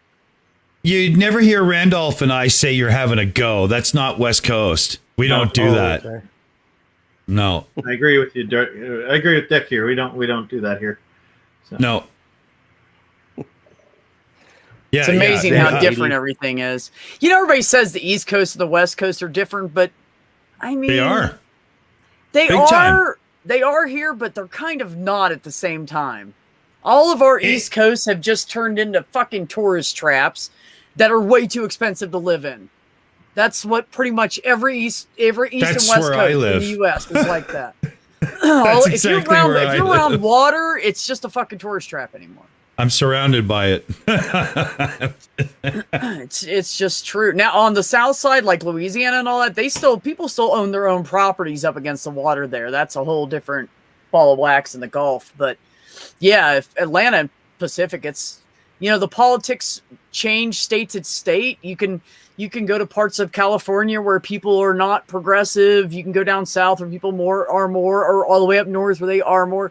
In the middle of the states, you get like Florida, who doesn't give a shit and anything goes. And then you go up and it goes into we give a shit, we're too picky, and then it goes back into we're liberal, we don't care. And I think it does that on both coasts. So they're actually kind of similar, yeah. But that's just my opinion. I mean, Yeah, from my musician days touring around both America and Canada, I very much noticed that the populated West Coast cities are similar and the populated East Coast cities are similar. In Toronto, everybody walks a little faster like they do in New York. In LA, unless you're in, certain neighborhoods you're trying to get the fuck out of. And same in Vancouver, everybody's just a tad more chill. They really are. Yeah. Right. Yeah, I think being close to the coast, we have fresher air. Maybe that's it. Better pot. Is that what it is? I don't know. I'm going to tell you, I'm not anywhere near stronger water weed. besides some lakes and stuff. There's just lakes here, and I'm telling you, we always have a breeze. If you walk outside and there's no breeze, you notice it. Like you walk out and you kind of go, "That's weird," and then it'll start, and you're like, "Okay, that's better." Because it's always at the minimum. It's 7 miles an hour minimum. It never stops all the way. It'll pause. I live in Nausicaa's Valley of the Wind. If anybody's an old school anime person, you'll know that reference, right? But I truly live in the Valley of the Wind. It's awesome. There's always a slight breeze. And so even if it's like 33°C out, if there's a little bit of shade, you can just open a window and you get a little bit of cool air and you don't always have to run your ACs into the ground, That's it just depends on how. Oh, sorry. Yeah, you're down there sweating your butt off with Robert Reed, aren't you, Jim? Well, down and over there. Down and over. Yeah. Kenneth Copeland, the one with the crazy eyes. He's Fort Worth. He's the closest one. Wow. Yeah. Man, wouldn't you love this? You know what I'd love to do with him, honestly? I would love to just tie him to a chair and just sit there and wait for him to say stupid shit. Oh, what wouldn't that's you what I want to do to he just go totally to Matt Gates, right? Oh, I would love to tie Matt Gates to a chair and let him say. Yeah, I mean, I'm not talking about hurting them. I just want to hear them speak the truth, all of them. And if you tie them down to a chair and just stare at them, people will just divulge their lives if you just stare at them long enough. They'll probably it's a cop tactic. Those televangelists, they'll probably just start praying. Oh no, they'll lose it after a while. Well, they'll start judging you, telling you you're wrong, you're messing with one of God's sons or something, and then they'll go into more of it and they'll preach to you for a while, and then when you wake up after that big nap because it was so boring, then at that point they should start like spilling their guts. And coronavirus is just a flu. It only affects the old people and the infirm and the and disabled people. Well, that's your entire congregation, Kenneth. Yeah. What are you doing? What are you telling these people? Gosh damn. I hate it when people say that because then I'm like, yeah, and remember there was that baby that got sick and died. They're like, oh, yeah, so it affects babies. I'm like, right. Oh, and there was that teenage kid. Nobody knew he had any medical problems and he got COVID and found out he had a bunch of shit wrong with him. He had no fucking clue because it just hadn't caught up with him yet. And they're like, oh, yeah. And I'm like, so teens are susceptible. And then there's that 30-year-old guy. Okay, you see where I'm going with this. You guys, it just depends on it's genes, man. That's what it is. Do you have good genes and you're resilient to stuff and you have a high immunity like people in my family? Are you saying that Levi Strauss started this? That's real wood.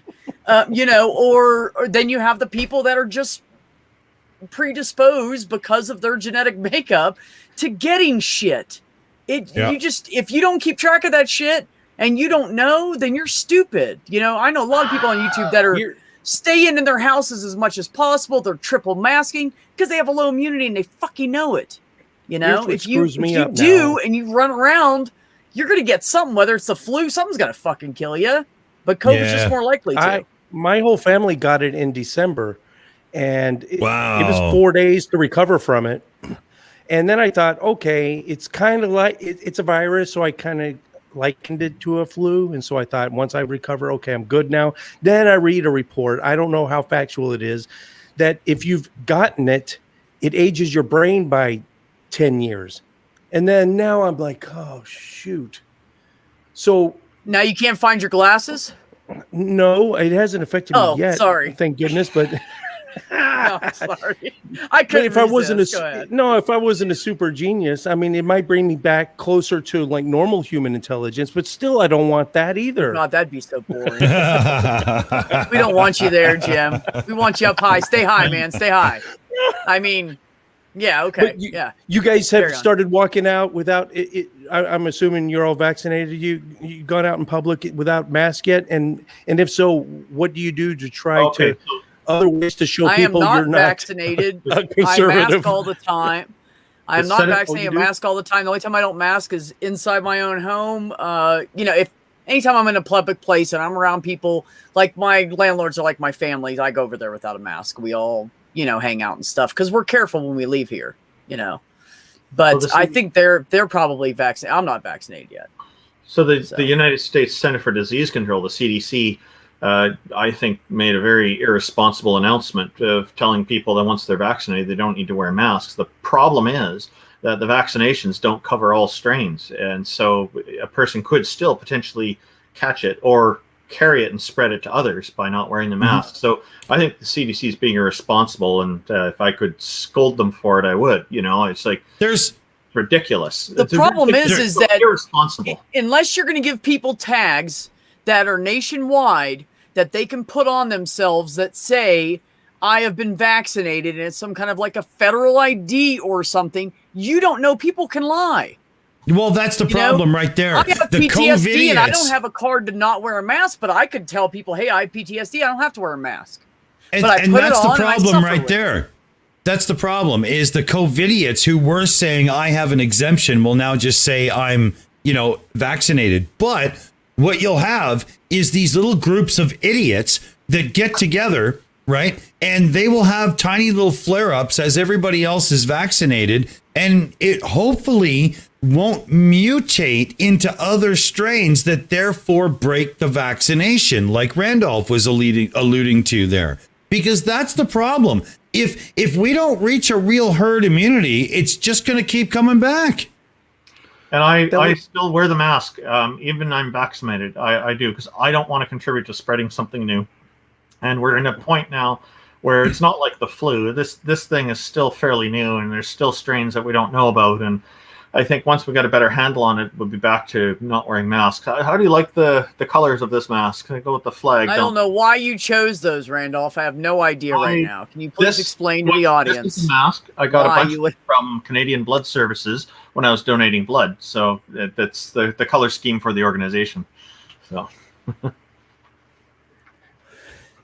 Yep, you're right. If they got a MAGA hat on and no mask, they're probably unvaccinated. Stay the fuck away from them. If you guys want to read that to the crowd, then you can. I don't have the balls to. Oh, hold on.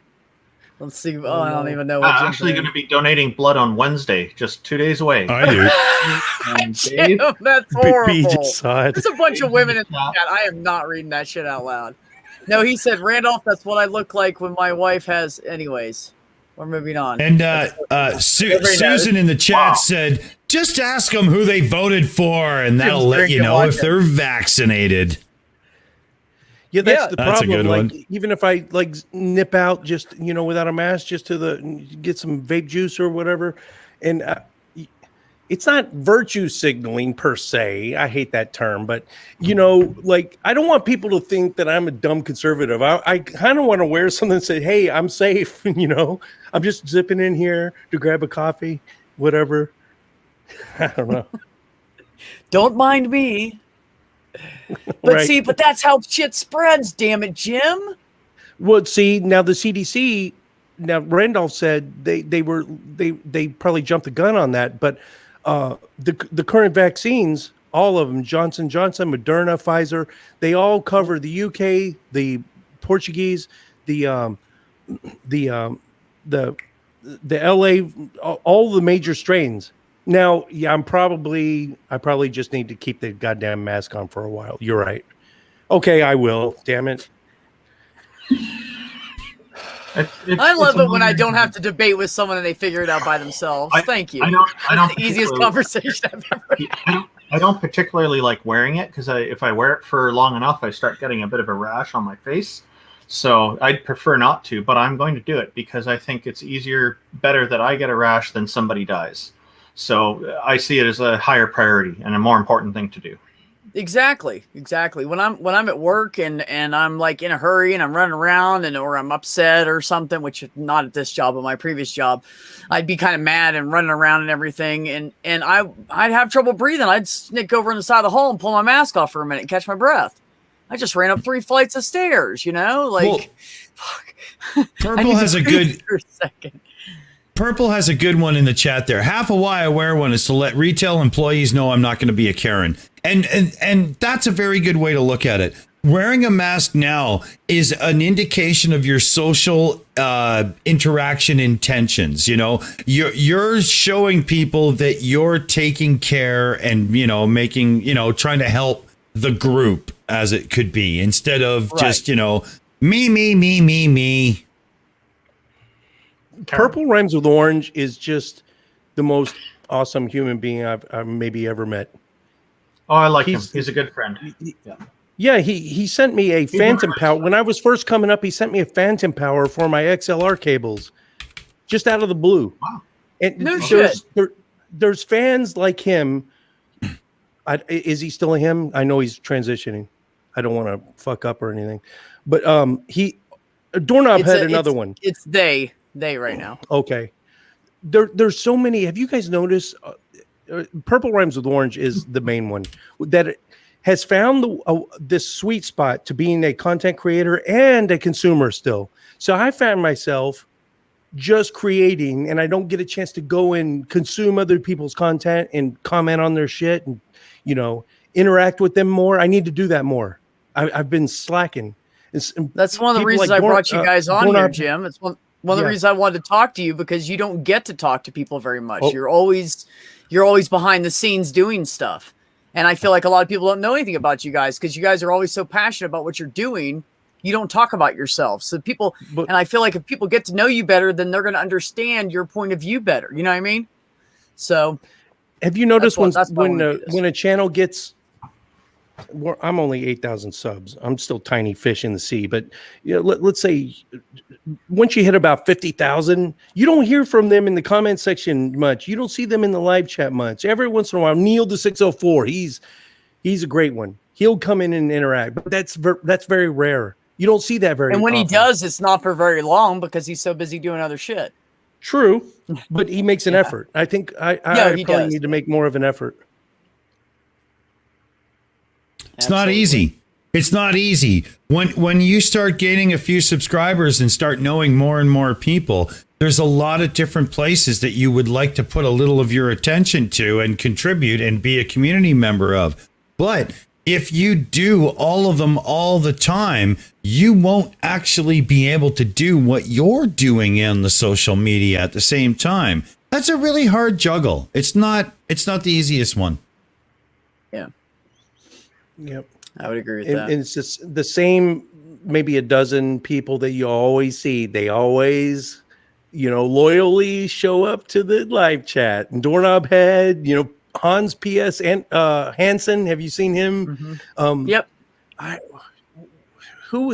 There's a few that are, Laura Jarrell. She shows up to all of, there's about a dozen that always show up.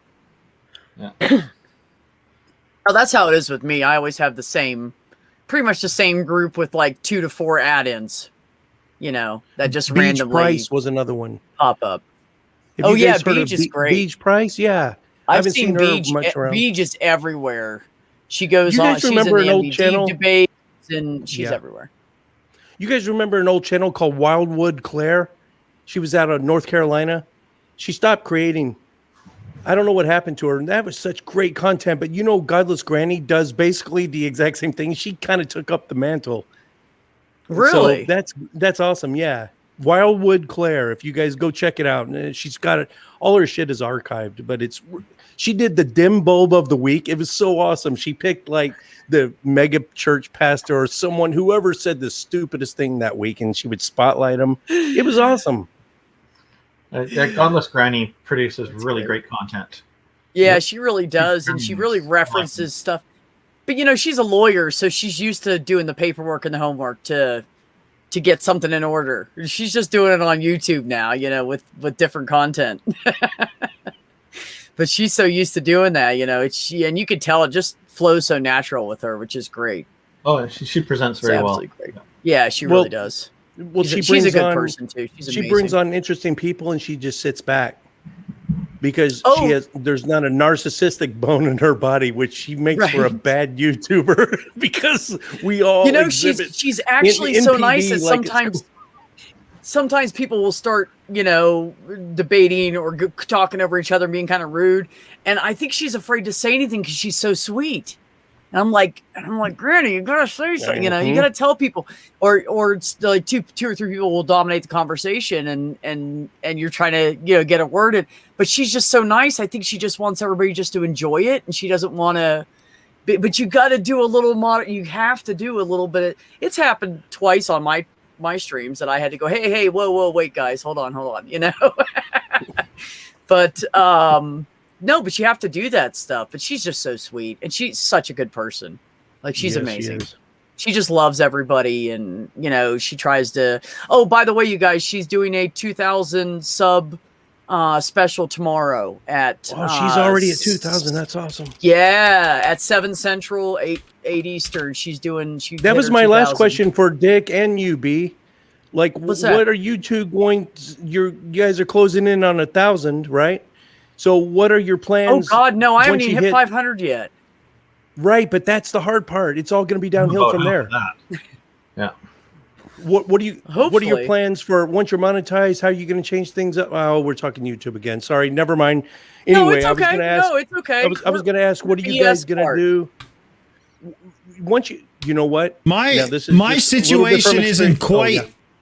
Well, my situation isn't quite what you're thinking, because I'm one of the people who like kind of do a lot of the stuff in the background on the Shills channel, and we're just approaching 2,000 subs. So my personal channel isn't monetized because I don't do a lot on it, but the other channel that I do all my efforts on is, and we've just got ourselves in that YouTube stall of we have too many demonetized episodes because we won't watch what we say and how we do things and stuff. And had we started 10 years ago, that wouldn't have been as big a deal, but right now it is. Right. So we're hovering at that, you know, how do we get around that without really changing what we do? Well, you know, as far as I go, I just like connecting people. That's what I like to do. I like to connect people that all have mental health issues, or connect people that have the same frame of mind. Like if I know someone if I find somebody that's trans in the community, I'm going to direct them towards like Purple and Jen and Jenny, and so they can feel at home there and they have that safe place to. That's what I like to do. I like to connect people. I like to get to know people. I like to dig in a little bit and see how they tick, you know, so we can all get to know each other better. You know, all I want to do is strengthen our community. That's what I want to do. And I want to weed out the bullshit and get this good group of people a little better and a little better. Because we still got a few assholes mixed in. If we can get rid of them, they would be amazing.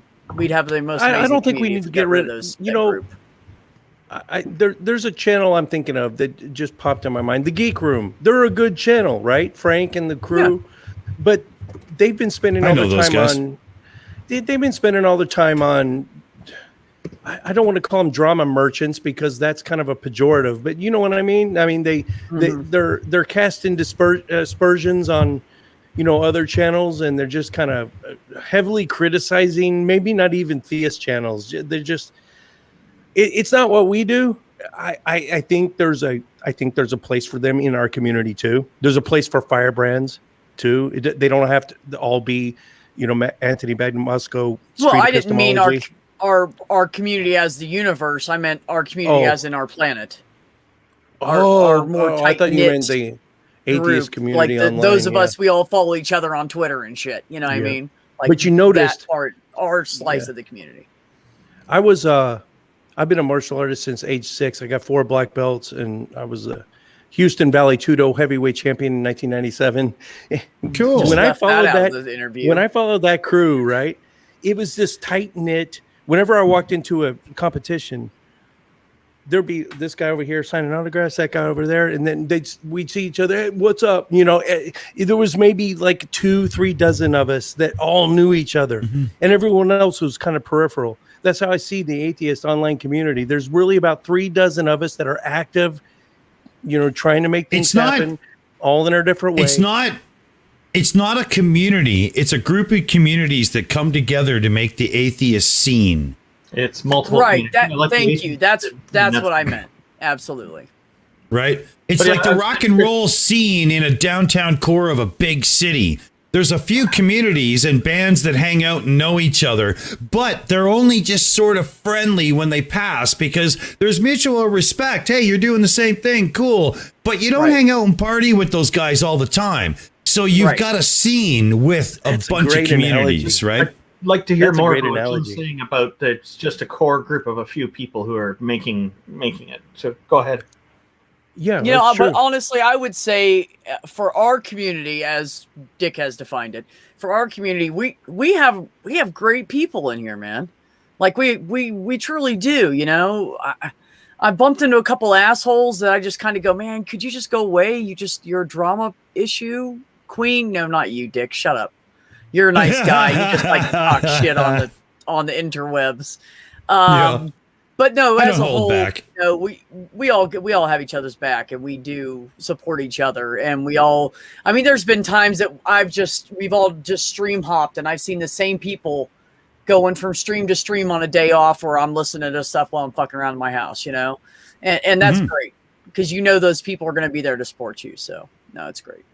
So Jim, you were saying there's like a core group of about a couple dozen people. So I'm interested in what you were saying there. Well, another thing came to mind. Let me throw this question out at you. Rattle off some up-and-comers that you feel that you've had a hand in bringing up. Because Thomas Westbrook came to our studio once, and he actually sat in with us. And this was when we were just starting out. And he told me about sound issues and how to normalize my audio. And he said something... I know he didn't coin this term, but a rising tide raises all the boats. It's not a competition. The better B does, the better Randolph does, the better Dick does. It just helps me. Yes, thank you. And we're helping out. We're helping out the people. Your Aaron Raw comes on the show, and I get 90,000 views on a video. I owe it to Maya Atkinson. I owe it to Esther, the African humanist. I owe it to Tobin Templeman. To pay that forward. So who are some that jump out at you that you've had a hand in maybe helping out? I have quite a long list, at least a few hundred people in it. I just put the link in the chat. It's the video broadcasting resources section of the Atheist Frontier. Your channels are on there, and there are others that I keep adding. So, of course, if I'm missing someone, I'm happy to know about it so I can add them in. And that does happen once in a while. Regretfully, that I do miss people once in a while. But I'm trying to get all the atheist YouTube channels in there. And I do get feedback from people on it from time to time that they really like the list. So, and there's the link, atheistfrontier.com. First person I think of, Jim, is Overprotected Atheist. I've never even heard of that one. I'm writing that down. She's a month into the community, and she's creating content, and she was actually on Neil's as well. Look her up on Neil's. You can get a feel for her. She's just really nice and quiet and thoughtful, and is taking in a lot of information. And I think she's going to go really far. And I think everybody should go check out her shit, because she's doing really good. So I think she's going to go somewhere with it. She's becoming more and more passionate about it. And I don't know. I just think she's got a good head on her shoulders, and she listens and wants to discuss and all that. So, because what I have found, if they don't get support within 2 or 3 months, they supernova, they blow out. They didn't hit their goal, and they said, "Screw this! I'm going to do something else." And that we don't need that. You saw how many how many Christian channels were out there, you don't see them. I go and I'm a consumer of many of them. Us compared to them, we're a tiny minority. The more we get, the better. So any of these, the liberal atheist comic comes to mind. Carl Merritt, he got discouraged. I talked him through the wall, and now he's still at it. And it takes us sometimes to support them and say, "Listen, just keep going. You didn't hit your goal. You didn't hit 1,000 subs in the first year. That's fine. Just keep going." And who is it?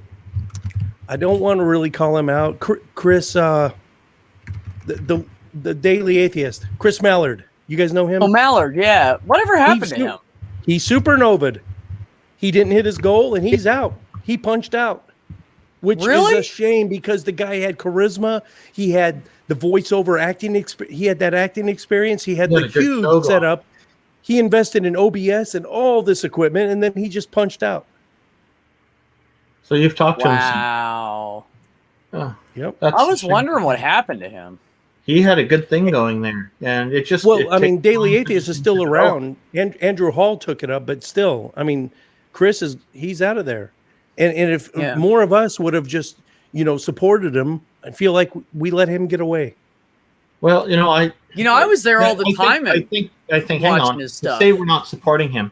There are regular people who get in and support, and the thing is, the support varies. It's in all sorts of different ways. Some people do promotion. Some people, like for myself, I don't have time to tune into every single show.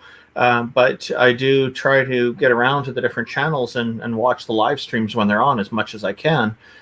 There's just way too much. It's unrealistic. There's just way too much content to follow and keep up with. Yeah. I need time to sleep. I need time to work. I need time to eat. I can literally sit here on a day off and just go from one YouTube with breaks in between for like eating and taking a shit. I could literally just jump from one YouTube stream to the other people I follow and go right up to like midnight.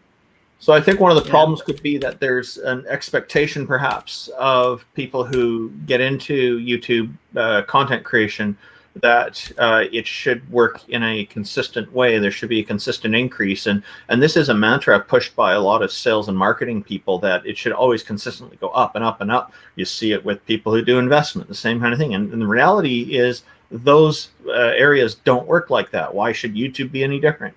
It takes time and it takes perseverance. If you gotta keep at it is what it boils down to. And you got to know your audience, I think, is a big part of it. If you don't understand your audience, what their likes and preferences are, then it's easy to see some dissipation there. See them kind of tune out a little bit. I have something to interject with here that I think a lot of people miss and they don't quite understand.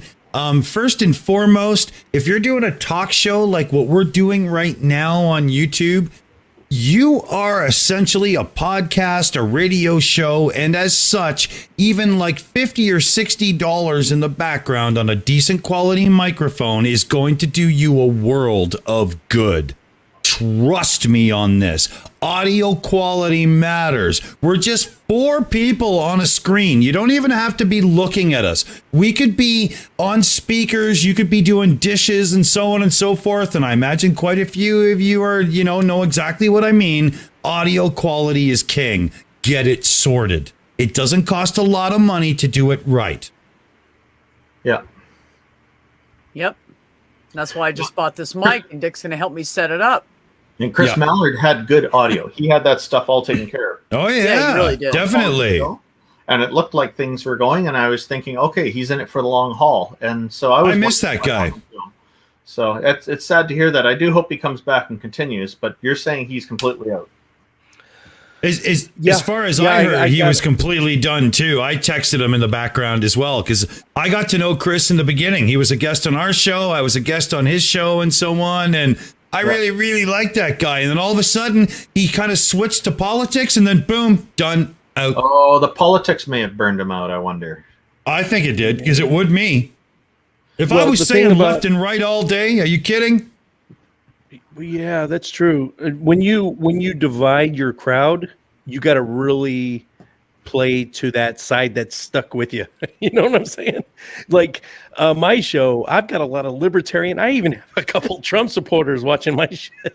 You know, when you divide your crowd, you got to really play up to the. It's a fine line. You got to do what you like, but at the same time, you got to follow your demographics. What are they wanting? I think there's a lot of live streams out there. Nothing against anyone that's doing live streams, and I think pre-recorded, either between heavily scripted and semi-scripted, content that takes a little time on the front end to get out. Like when B said, I could go all day and just hit those streams and just watch all the streams. Well, there's content creators like me that aren't streaming live, but I spend 6 hours on a 30-minute, video, and that premieres for 27 minutes. You can get in the live chat, and you can maybe send a super chat, but you only got 27 minutes to do it. Other than that, you're going to be just watching pre-recorded shit. Yeah. I'm more of a live guy myself. I found that out early in YouTube that I can sit down and edit a video. The little intros and outros we do on the Shills channel and whatnot, I make most of those. I can edit a video, but I would rather just sit down and chat with people. I find it so much more enjoyable. And if it's not quite as successful as other things could be, well, that's fine. This isn't my whole life. I'm good. I'm fine. Here's my trick to dealing with YouTube and lack of subscribers. That's not what I'm here for. That's not what I'm worried about. I'm worried about people and connecting people and getting communities better and making people happier and getting ideas and thoughts out there that might open someone's mind to more ideas and thoughts and might get them from that closed-minded bullshit Trump stuff to something better. I have lots of reasons, but none of them are for subscribers. Would I like more? Would I like more so I could get monetized and update my equipment? Absolutely. Absolutely. I would love to do that because I can't afford to do it. I can only do a few $100 here and there right now, which is going to change. But anyways, so, that would be great, but I'm not here. I'm not here to make a living off of YouTube. I'm not here to, try to, when I made my Teespring, I told all my friends, don't buy anything. Just share it out there, Now, in saying I don't want them to spend their money on it, but someone who has it, sure, let them spend it, Right, but in saying that, there's nothing against making a living off YouTube if, on your own terms, it comes to pass. But the difference is some people go on YouTube and do everything they can to be successful. And other people go on YouTube because it's a creative outlet and they just want to do hangouts and chats and what we're doing right now. And some people that do that do find the success as well. So, it's a tough one. For me, I found that balance in the music industry because I wanted to be a professional musician, but I wasn't willing to sign some contract and sell my soul to the devil just so that I could be on a poster. I didn't even want to be disturbed in public like that. When I was somewhat popular in the cities that I played in as a musician, that already got annoying. Right? I can see that. One of the things I see a lot with people is that they keep asking viewers to like the video, to subscribe, to ring the bell, to do all these different things, and I get tired of hearing that over and over and over again. That's why I never ask for it in my video. I find it monotonous. I find it repetitive. But guys, did I let you know that this video is brought to you by Raid Shadow Legends? Oh no! Douche tuber You'll have alert! to excuse Douche me, tuber guys. I have alert! to go pee and wipe with Charmin. Yeah, The ultra yeah. gentle, soft, fluffiest. Best. Do you guys get I emails use Keeps to keep this hair. You guys get a deluge of emails just asking you to shill some dumb mobile game, and I'm not going to do it because the requirements are so. They want you to talk for the first 2 minutes of the video about Raid Shadow Legends, and they've already heard everything there is to know and how much you love it. And then you got to actually go and get the game so that you can show footage of you playing the shit. Yeah, and it's just the juice is not worth the squeeze. Oh no! My terms are not going to be if somebody were to approach. Squeezed, and I got a teaspoon of fucking lime juice. If I was in a position where I had a popular YouTube channel and I was being approached like that, I'd be telling all the vendors, you know what, I'll gladly do this. And I'm going to tell all my viewers that I've been asked to promote this product. Please give your good and bad comments about it. And I'm going to tell them that's what I'm going to say. And that's all it's going to be. Take it or leave it. You wouldn't get a penny.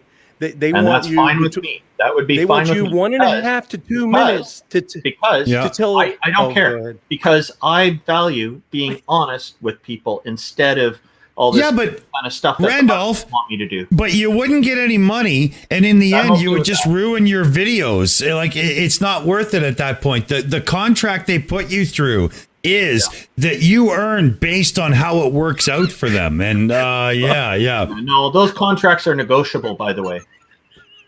I love Ox. Thanks for coming by. Ox. I missed your face. Randolph, they are negotiable, but you got to have a serious sub base to be in a position of power. Otherwise, you are, And that's what I said. If I had a popular enough YouTube channel for this, then that's how I would do it. No. I'm not going to go into their contracts. I reject contracts with banks when it comes to Linus Tech Tips has it nailed. You mention the sponsor for 7 seconds in the beginning of the video, and then you never mention them again until the end when everybody can click away. And because you're so damn popular, they kiss your ass for it. That's what happens, man. Yep, that's right.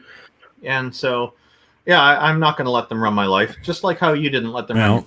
It's exactly.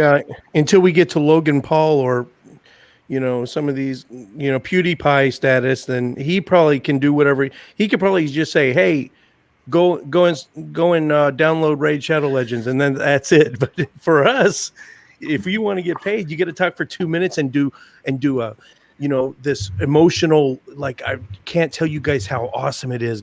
They got like a dozen things that little wickets you got to hit just to get paid. Yeah. Caden says, I'm with Randolph. Fuck those things. I actually stop watching and unsubscribe from channels that just sell out and post reviews. Exactly. Now, I do know people that do that in the tiny home communities and stuff. And honestly, if I would have stayed in the tiny home community and just did that, which I'm not interested in doing all the time, I probably could be pretty fucking popular right now. But I know people that do that, but they only do like some Coleman will send them a cooler and ask them to just, here, we'll send you this cooler, just review it. So they do like a little 2 to 3 minute review on it or whatever, and they get a free cooler. I'm okay with that, Oh, yeah. Fuck it. If you get something free, do it. And most of the stuff you get from people like that, it's good quality shit. That's why they can afford to send you that to promote it. That's and why they'd rather send you a $300 item than pay someone $1,500 for a 1 second spot on a TV show at fucking 2 a.m. So it's cheaper to them.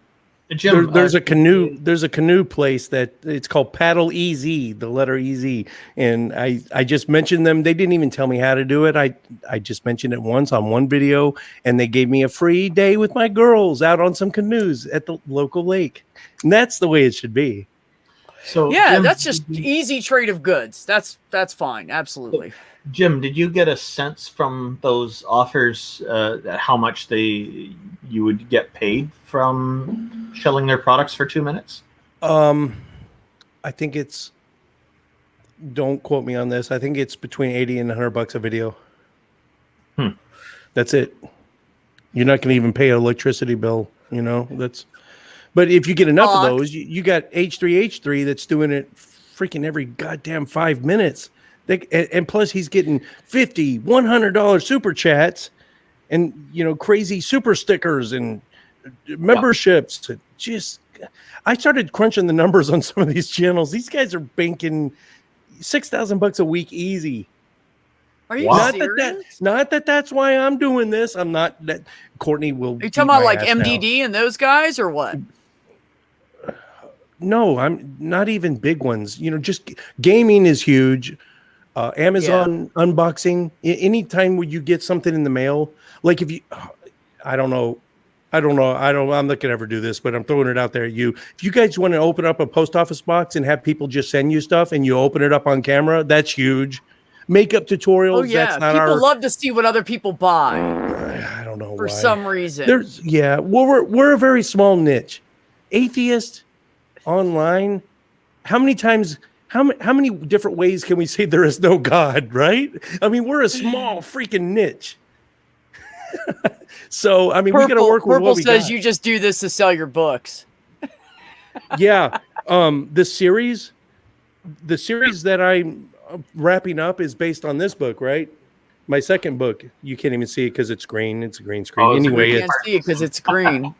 Yeah, pulling back the green curtain. It's my second book, and the series I'm wrapping up now. It's 89 episodes, and it's all based on this book. And my book sales went from 1 a month to 2 a month. So if you think I'm making any money off my book, I am glad you're putting that much effort and time into it and spending half your life doing it for that extra $15 after the publisher gets their cut. I've got a co-host, so I got to give Courtney half my earnings. So I'm barely paying. I'm maybe making a bill. $750. You spent more than that on the paper for the original print. You're not doing it. Are you dealing with a traditional publisher? Or you do self-published? No, I self-published on Amazon. Okay. But I did get consigned with Barnes & Noble, and I finally saw my book on the shelf the other day. Hey, congratulations. So that's cool. Yeah, well, no one's buying it. It's right next to Dawkins.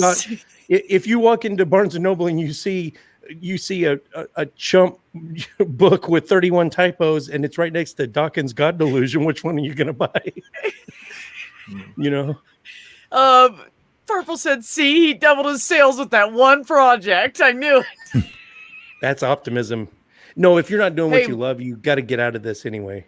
But Purple's a streaming partner of mine over on the Shills, and every time Purple has something to say, holy God, is it always a knockout? Right. Right. Purple will just be quiet for like 20 minutes and then pop off with something that just blows your mind. He's what I call a quick wit, which I do not have, so I respect it. Someone who can just come up with shit on the fly. It takes me like 30 minutes later. I'm like, oh, I had a great comeback to that. Purple can think of it like on the fly. Yeah. Yep. It's true. That's like Jenny Morgan does the same shit. She'll sit there and be like sarcastic or serious, whichever one, and then she'll flip to the other one really fast, and you don't see it coming, and it just kills you every time. Every time. Yes, that is Purple. Yep. A lot of people with good sense of humor online. These are nice communities we're in, like you were saying earlier, B. Yeah, I mean, really, we do have, our community's great. We have a lot of great people, and, people take care of each other and give a shit, and that's what's important to me. I want us all to, get along. Jim, I even brought Otangelo into one of on my panel. I just told him we weren't discussing anything religious, and he was welcome to come on.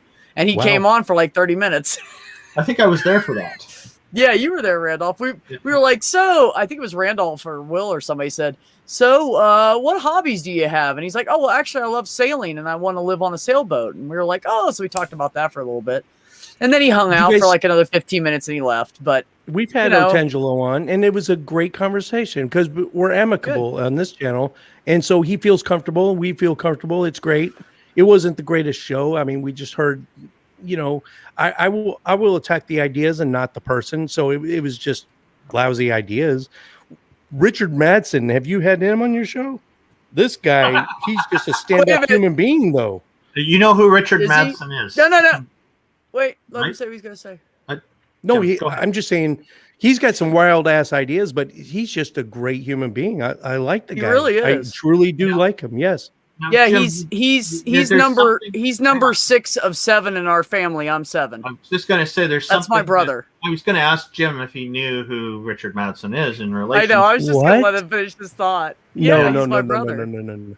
No, he's not. We're exactly alike and polar opposites at the same time. Oh, he's not biologically. You're not No, related to him. no, at all, he's are you? yeah, Oh, we're okay. blood. Yeah, You are blood.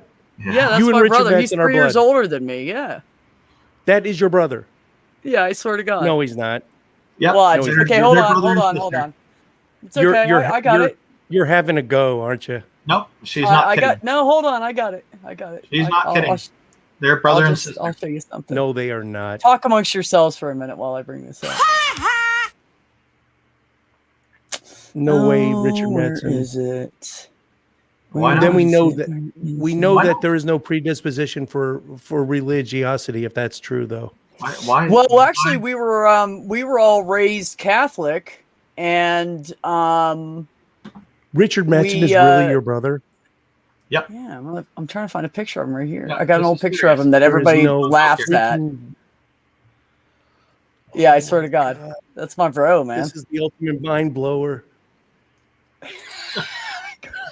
Oh, Where is that freaking folder at, man? Oh, and I'll find it. You weren't able to talk sense into him as kids. No, it surprised me Talk at first. I sense thought, into oh, okay. But I didn't fight anybody on it like you're doing. found it. You're just this is cognitive dissonance for you, isn't it? I gotta find that one picture. I have to come to terms with this. I literally wrap my brain around this. Here you go. Yeah. I found it.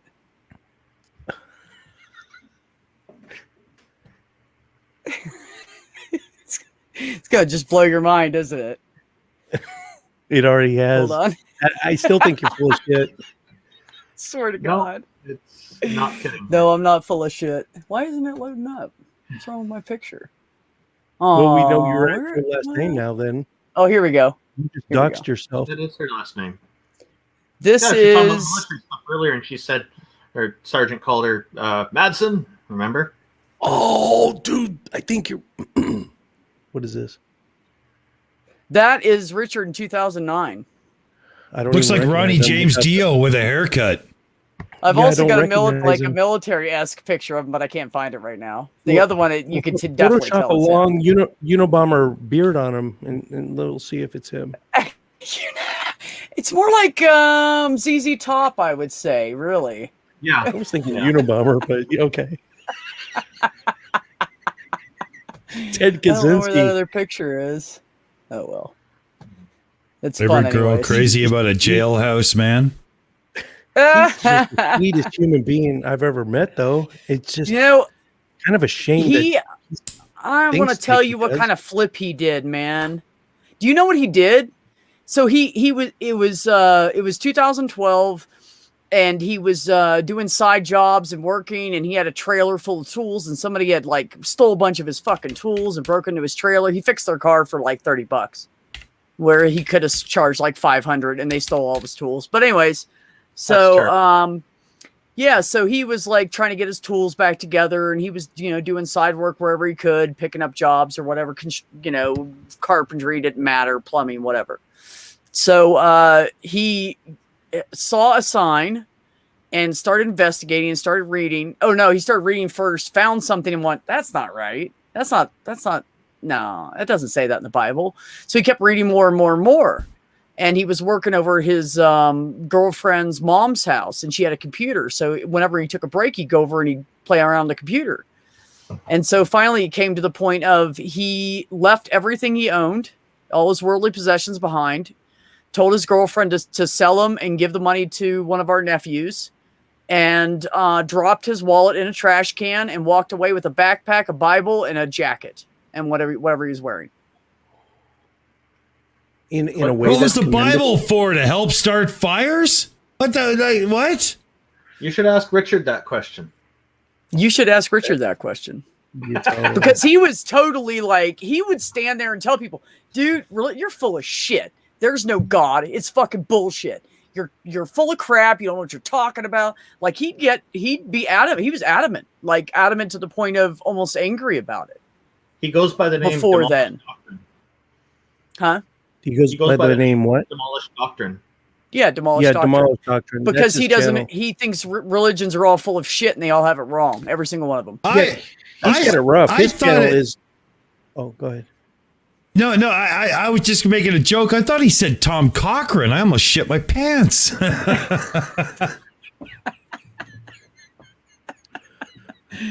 Anyway, so he's got Bible and a jacket. You know what? DKH would be a good book. Go ahead. He's got it rough on both ends because the theists argue with him as much as we do. He's in a separate category unto himself. Most of the time, he has better conversations with atheists. Yeah, actually, he and I disagree on almost nothing. So, I got him to agree for what you've talked about. I got him to agree. My claim to fame is I got him to admit that the Kalam cosmological argument fails on its first premise, if that means anything. Yeah, I don't know what that is. So. That just came up in the debate yesterday I was in. I didn't accept the first premise, and so we ended up talking about that. So I agree with you. I don't want to go down that rabbit hole, but basically everything that begins to exist has a cause, and that is an unfounded claim because our current theory starts at t equals 10 to the negative 19-ish seconds after the singularity. So we don't start at nothing. We don't start at a singularity. We start at 10 to the negative 23 or 10 to the 19 seconds after the singularity. So we have no way of knowing if everything that begins to exist has a cause because we don't know if this universe began to exist. And on top of that, there's been an update to the Big Bang Theory by Penrose and Hawking, updated to be compatible with quantum physics. Multiple Big Bangs, not just one, is what they're saying now. I thought that was still totally conjecture. Yeah, well, it's the multiverse is totally hypothesis. So is the Big Bang, technically. Well, yeah, right. But the multiverse theory does answer a lot of questions, right? Like, number one, why do we live in a universe that happens to be tailored towards life? Well, it's not luck. There's just so many multiverse universe out there that, well, of course, we would be in the one that supports life because we're alive. That's the weak anthropic principle, yeah. But this universe is not tailored to life. In fact, pretty much everywhere is inhospitable to life. And on our planet Earth here, most of the planet is inhospitable to human life. No, but you could have a universe where gravity isn't quite as strong. You don't get planets and stars. You could have a universe. You see what I mean? You can model the laws of physics in tiny little ways and destroy it all. It's a what's it called? Irreducible complexity. It just pushes it pushes all our arguments, ours and theirs, back a few steps. You know, well, that's like the ultimate source. Well, that's like panspermia, where you take the origin of life away from Earth and put it on another planet or asteroid or something. All you've done is shuffle the fucking. All you've done is shuffle it off, right? You haven't answered the question yet. All you've done is given it a, pushed it back. Yeah. Right. Same thing. Exactly. Right. Yep. And the problem that bothers me about the multiple universe idea is that people talk about it as if it's a real thing, but we don't have any evidence of any other universes. And they'll ask questions sometimes, oh, well, what's the probability of our universe existing? 100%, because here it is. We seem to exist. I mean, how much more proof do you need? Yeah, that is the weak anthropic principle. And Randolph is right. We only have a sample size of 1, so we can't even we don't have a big enough data sample to even make a determination. You've worded it better. Yeah, if there were multiverses, we would have more than a sample size of one. We'd have a better chance of seeing how odd we are.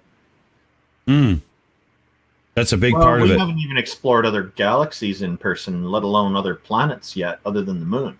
So we got a long way to go yet before we're going to see a lot. But if we let climate change grow out of control and the parts per million of carbon, we've already hit five. We've already hit 5 of the 9 carbon tipping points. And if we continue down this path, and the Earth is middle-aged, we're 4.55 billion years old. If we were to go ahead and snuff ourselves now, there's not enough time for another species to get to where we are to get us off this planet. So we're the only hope. You are your own hope. There's our purpose. Right there. Yep. Yeah. There are a few astrophysicists that have come up with cool ideas on how you could save the Earth as the sun starts to grow when it gets into its red phase, right? But you've got to have a thriving populace that are all contributing to be able to achieve any of those situations. And if we don't get a hold of the climate, like the man says, there ain't going to be people to do it. There just won't. That's right. Madsen is your brother. Holy shit, that blows my mind. You're about the 6th person I've done that to. Have you been on Demolished Doctrine? Yeah, I've been on his streams. I've been in his chat and everything. Yeah. I every time I can, I jump in or get in the chat or whatever. And Jim, I thought you were fully. I thought you were running. Jim, you need to pick up a drink and repeat after me. I have now conquered today's feelings of cognitive dissonance. Totally. I have overcome. Is he proud of you? Is he proud of your? That you? Oh yeah, he's 100%. Sure Richard he's 100%. First, right? Huh? Did you start your channel because he had a channel, or vice versa? Well, or yeah, I mean, was there an influence? kind of. I actually started hanging out on YouTube with him a little bit. Met like the guys like Math Pig and Critical Cripple and all those guys. And I think he's a lunatic. Titan. Yeah, he's freaking. I love him. He's like a brother to me. He's like a little brother. I always worry about him. And then I met Titan, and all those guys were hanging out. And I started building out my tiny home, and I thought, people make it so, because I referenced for months before I started building my tiny home. I wanted to know how I wanted to lay it out. I, wanted to know what size I wanted it. Like I drew up plans for how I wanted to lay it out. I really got into it. And I thought, man, these guys are going through these like complicated 1-year builds. And I want to build mine in like 6 months or 8 months because I want to move into it. My lease was going to be up in like 3 months or something, 4 months. So I said, I want to do it now, So shit went wrong with my job. So for 8 days, I just worked on my house. In 82 hours, I had it livable. And so since then, I've just done little tiny improvement, put in windows, and I drew up a screen door, and Richard built it for me and welded it and made it exactly. I have a bifold screen door in my house that's special made now, and it's my design. So I just thought it was too complicated. So I said, you know what? I'm going to show people how easy this is. Like, you don't have to get that crazy to make it livable. No, not everybody can just dump $50,000 into something, I have 13 grand in this. I had to borrow 10 of it, So, I started doing that. And then people were like, well, I said, oh, well, guess what? Now I'm moving to New Mexico. And they were like, well, if you're going to move there, let us know what your trip's like. So I made a trip video, and then they want to know what the scenery was like. So I did a scenery video, and then somebody started, Math Pig made me come on one of his live streams, and I was like, okay, fine. I'm going to go on a live stream, got my cherry popped. And then it just rolled from there. And now here I am talking to anybody I can. I just got sucked in. Those scenery videos and the how to build a tiny home. You're talking about channels that will get 3 million views right off the bat. Us in this community, we're whatever the opposite of spoiled is. We're happy with 10,000 views because we're such a tiny niche. People don't realize that we're a tiny little niche. If you're in this for making money, you're in the wrong hole. That's him. Oh my God, dude. Talk about wrong business. I mean, on the Shills channel, we're at 1,800 subscribers and growing, and we have enough money each month to help make sure that everybody on the team has a high quality microphone and good headphones so it doesn't hurt their ears to be on the stream and stuff and a few things. And then you get the, because it's a group channel, there's like 7 or 8 of us at any given moment. You get the odd person who leaves and goes on their own way, and that's fine. That's what people do. But then you got to buy the next person a microphone and stuff. And before you know it, you don't get anywhere because that's all you ever do. Right. But, all right. That works.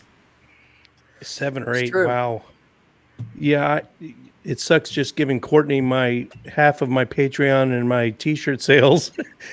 I couldn't imagine 7 people. Shit. The Geek Room always has 4. They got that base 4 and they do well. But all they do is talk shit about this Shani character, whoever this is. She's missing a tooth and she's kind of overweight. And I don't know why they keep ragging on her. And she got evicted from her house. And do that. I just call it drama content. It's drama merchant. I love Frank. I love Fran. Fran. I love all of them. But Jesus. She's involved with G-Man somehow or something, right? G-Man, yeah, I think so. And Rev and Dragnot Silvis. That's a great channel. He, the scientist. A lot of them are into, and I'm not going to even mention the other ones, the ones that don't talk to me anymore. But you know who I'm talking about. You know who you are. Steve McRae, Cheshire Vic.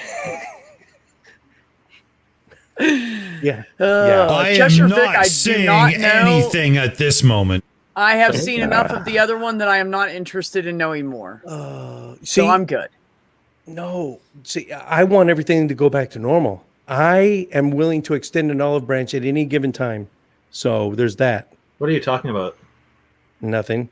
I'm off it now. He's just saying in general, if it comes I'm not going to up. perpetuate drama. I'm not. Just saying in general, if it comes up, I'm kind of in that position right now too. I have someone who's not happy with me and I try to do everything right. And, I just figure I'll give them time to not be angry anymore or whatever. And if hope they come back around. And if they don't, then that's okay. If you're the one that's willing to extend the olive branch, though, people will pick up on that. They will see that the other side is the one that wants to keep this shit going. There are some people who are not worth extending an olive branch to, though. They've proven themselves to be rather horrible people, but for the most part, I think this is a really good policy to do, to extend the olive branch to most people. But it's important to be selective about it with certain people. I mean, if you're openly racist or sexist, I'm not going to extend anything. Yeah. To you. But I have an anti-dick clause. There's no assholes allowed here. Yeah. Oh, but like Noel Plum, we're friends, and Stephen Woodford and I are friends, and a lot of people hate his ass, and they don't follow him anymore, and they block him because of what he said on trans women in sports. That whole thing blew up into a big mess, which I think was totally unnecessary. Turned into a big mess. It was a giant mess. But you know what? He admitted that he didn't have all the facts. Yeah. You can't just cancel a guy and not give him a chance to redeem himself. Yeah, he was trying honestly with it, and then it was like a tidal wave of people that went and hammered on him. It's like, wow. He couldn't come up with, according to many of them, he couldn't come up with a response video fast enough. It's just on and on, and with the ACA making a public announcement about him against him without talking with him privately first, I think was an error on their part. That is such great. You guys, someone read that aloud. I gotta go pee. Maya Atkinson writes, "I've never worried about people who don't like me. It's like, gee, guess they've got a problem. Oh well, they'll talk to me when they're ready to work it out, or not. Whatever's." Yeah. Whatevs. That's a normal kind of response to people who are a problem. I'm not too worried about it either. Well, the bottom line is you can either be the asshole that thinks he's right and he's totally wrong, Or we could be the person that did the right thing and tried the right thing and is not going to run around and kiss anybody's ass. And I told that person that I'm not going to chase you and kiss your ass. I apologize. That should be enough. There was a misunderstanding. I apologized. But when it comes to internet drama, I don't think anybody's addressed the other elephant in the room here, that is the person who doesn't give a rat's ass about resolution or conflict reduction, and all they're doing is escalation for the drama on social media. And those people cannot be reasoned with in any way, shape, or form. All you can do is give them one moment of your time to address it and then stop and move on. Because if the response is that nonsense, that what do they call it? Yeah, right. You know, it's too much. It's too much. I mean, so many of these things that go down between these channels on like YouTube and, you know, and so on and so forth on other social media platforms. Those are things that should have been a simple private conversation, but why weren't they? Yeah, there was one fellow I blocked recently, and then we had a chat. First thing I start off saying is, I'm not asking for an apology here. It's his idea to chat, actually. I said, so let's just figure out what happened and get it sorted out. And we got it sorted out, and they're no longer blocked. And that was it. Never been a problem. Yeah, you know, that's how I am. I'm not going to hold, like, if someone comes to me and goes, hey, man, I'm sorry for being an asshole. Hey, we're cool again. That's all I needed. I don't need a long explanation. I don't need, you know, you can tell me where you were coming from and then we're good. We can move on. I'm not going to sit there and hold over their heads. Because the bottom line is most people aren't a fucking adult enough to admit when they're wrong. I'll tell you right off the bat, well, I fucked that up.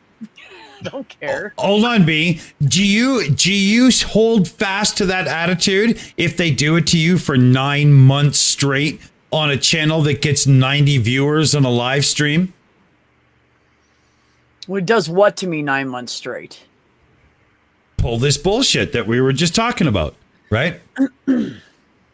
Well, first of all, I wouldn't let it go on for 9 months straight. No, but you have no choice. You have no choice in this matter. You have a little spat with somebody and they forever go through your live streams and pick out little things and bring them up and just go on and on about it for months and months and months. Do you stay fast to your I don't address you anymore, or do you know what I mean? Like, it's I'm killing Edge here. If we don't get him in, he's gonna burst. When it became obvious that there was no doubt that they were picking on me or whatever you want to call it, I would bring it up and try to discuss it with them as an adult. And if they didn't get it, if they kept doing it, I'm done. Okay, Edge, go before you explode. Holy man. I'll see that and I'll raise you this.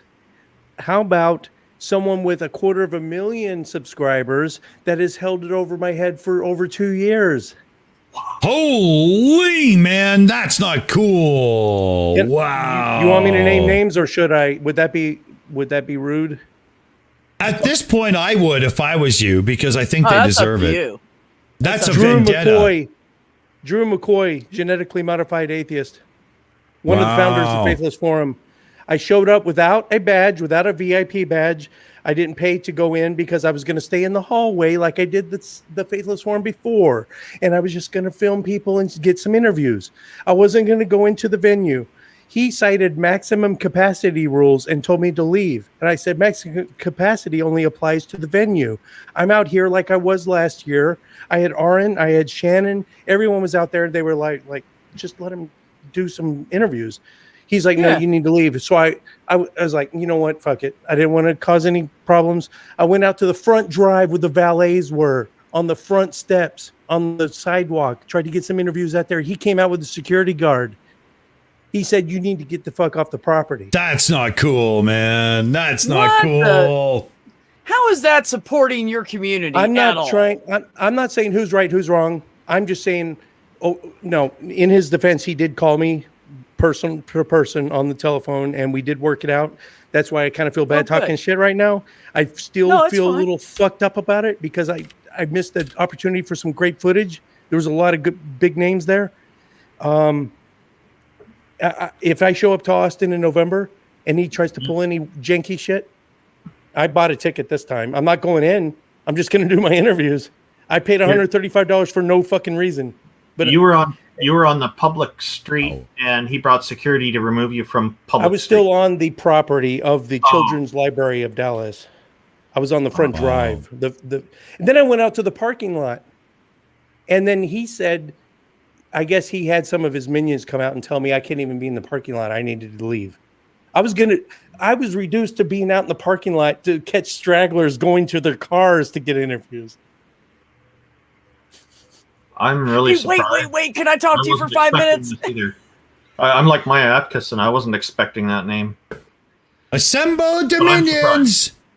I had no idea. Wow. Okay, but you got it worked out. Dick, you do know, real quick side note, you do know that Titan Uranus is Tony Designs, right? Yeah. Well, that's why I did that. Okay. If he apologized and extended me some. Sorry, Titan. Aaron said that day that I don't even know, because Aaron, incidentally, he pulled up in the parking lot with a flat tire. So I took him to the nearest tire shop. Get this. You think atheist YouTubers aren't like well known in the community? We show up to that tire shop, and these are Hispanic. I don't know if they're U.S. citizens even. I mean, they're just, blue collar workers, right? They instantly recognize him. They get him in the front of the line. They patch his tire, and they get us out of there. No charge. Aren't goddamn raw. Dude, if you don't think people have some clout. So he said, why didn't they just give you a VIP badge? Probably because at the time I was only like 5,000 subs, But some of the speakers there are only 3,000 subs. What the fuck, man? All I'm asking for is to just hang out in the hallway. Shit. Yeah, man. Sorry. I wasn't even going inside to the event. I just want to be out here. Yeah. I don't even need the crapper, man. Just let me have 30 minutes. I'm going to get off this soapbox. Continue, guys. Well, Canadian Atheist has plans to start events. We've got a name for the event already called Atheist Interchange, and we had to put it all on hold because of the COVID-19 coronavirus. We didn't want to be contributing to anybody spreading it around. So for public safety, we put the plans on hold, just like other organizations being responsible also did. So eventually, when people can get back together, we want to do this. We have a lot of it planned and figured out what the cost would be. Similar kind of thing to the American Atheist Convention from before and what Faithless Forum is doing now. So ours will be Canadian, of course. So that's something that we would like to certainly go along with and be able to do. How much does it cost to renew a passport? I don't know what it costs. I'm going to have to renew my passport now. It's like two vaccine shots and a 50 spot. No, it's more than that. It's a process, man. Passports, gosh damn. They're only good for 10 years too. Yeah, mine expired. I need to do it again. But I'm driving it. I'm not flying. I'm going to drive. Better. More enjoyable.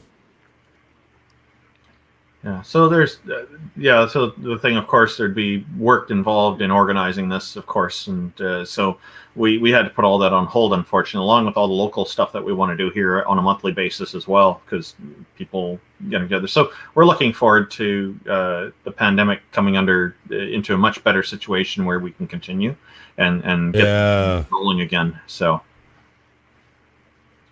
there's quite a few people here in BC who want to join in.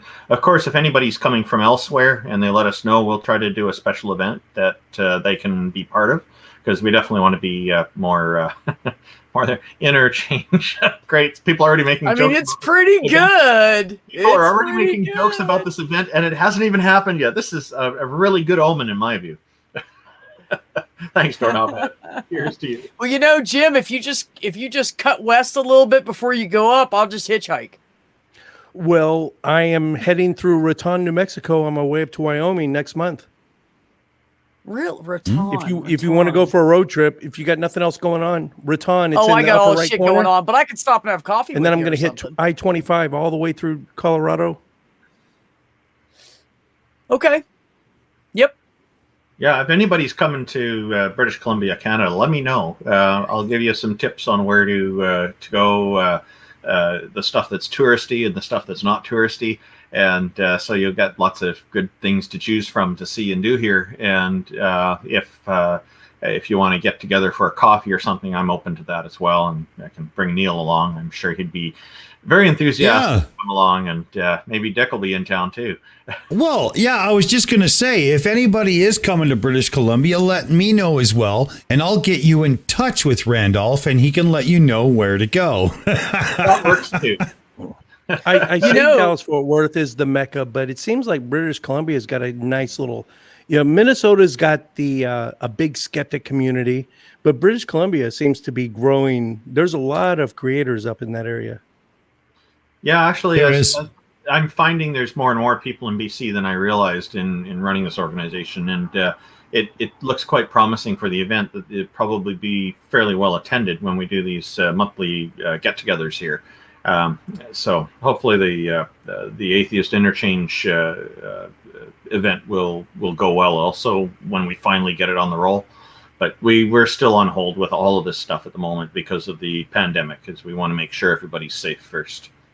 What are you going to do, right? Yeah. Jim, I'm 3 hours from Raton. That's nothing. No, that's nothing. That's a 2 hour drive. You went up through there on a weekend. Every time I go through Raton, it's so beautiful, and they have I've never been out there yet. There's an A&W drive-through there, which we don't have in Texas, and I always go to it. Even though I'm vegetarian, there's a limited menu for me, but there's A&W root beer. They used to have restaurants like Sonic's where you can drive in. Yeah. They have car hops that come out. I remember that from my childhood. They have in Ohio and shit too. Yeah. Yep. Yeah.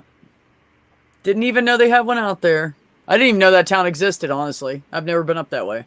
It's up in the mountains. It's always kind of overcast. It looks like it's about to rain, but it's not. It's hazy. It's so cool up there.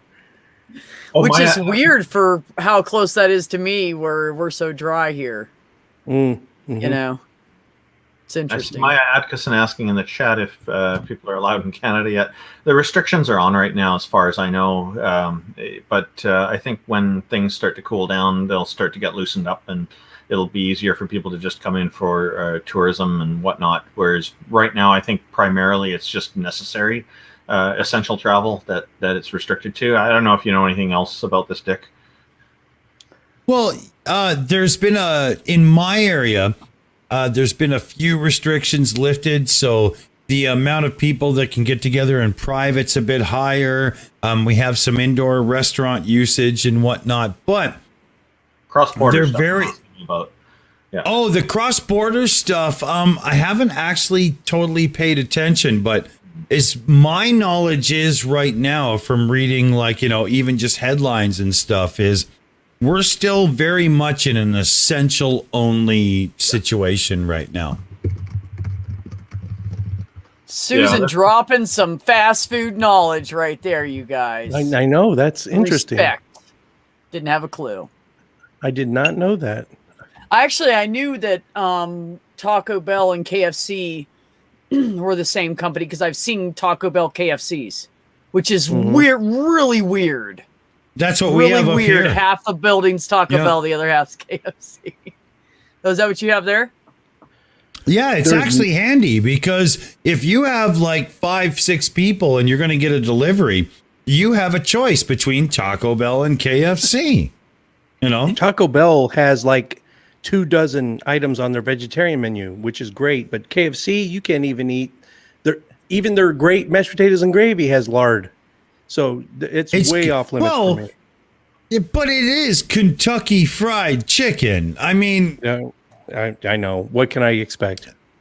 It didn't say Louisiana Fried or Texas Fried. It's Kentucky. I used to love Popeyes. Back when I ate meat, Popeyes was the ding dong dilly. I used to love. We have one of those up here. It just came up. I don't know what it is, but I've got some kind of weird allergy to KFC. It just ends up making me feel very sick the next day. So Church's chicken is what I end up preferring. That one's Church's is good. yeah. It's nice and greasy, and the stuff's crispy, juicy. and yeah, It's juicy, and the skin hangs on nicely.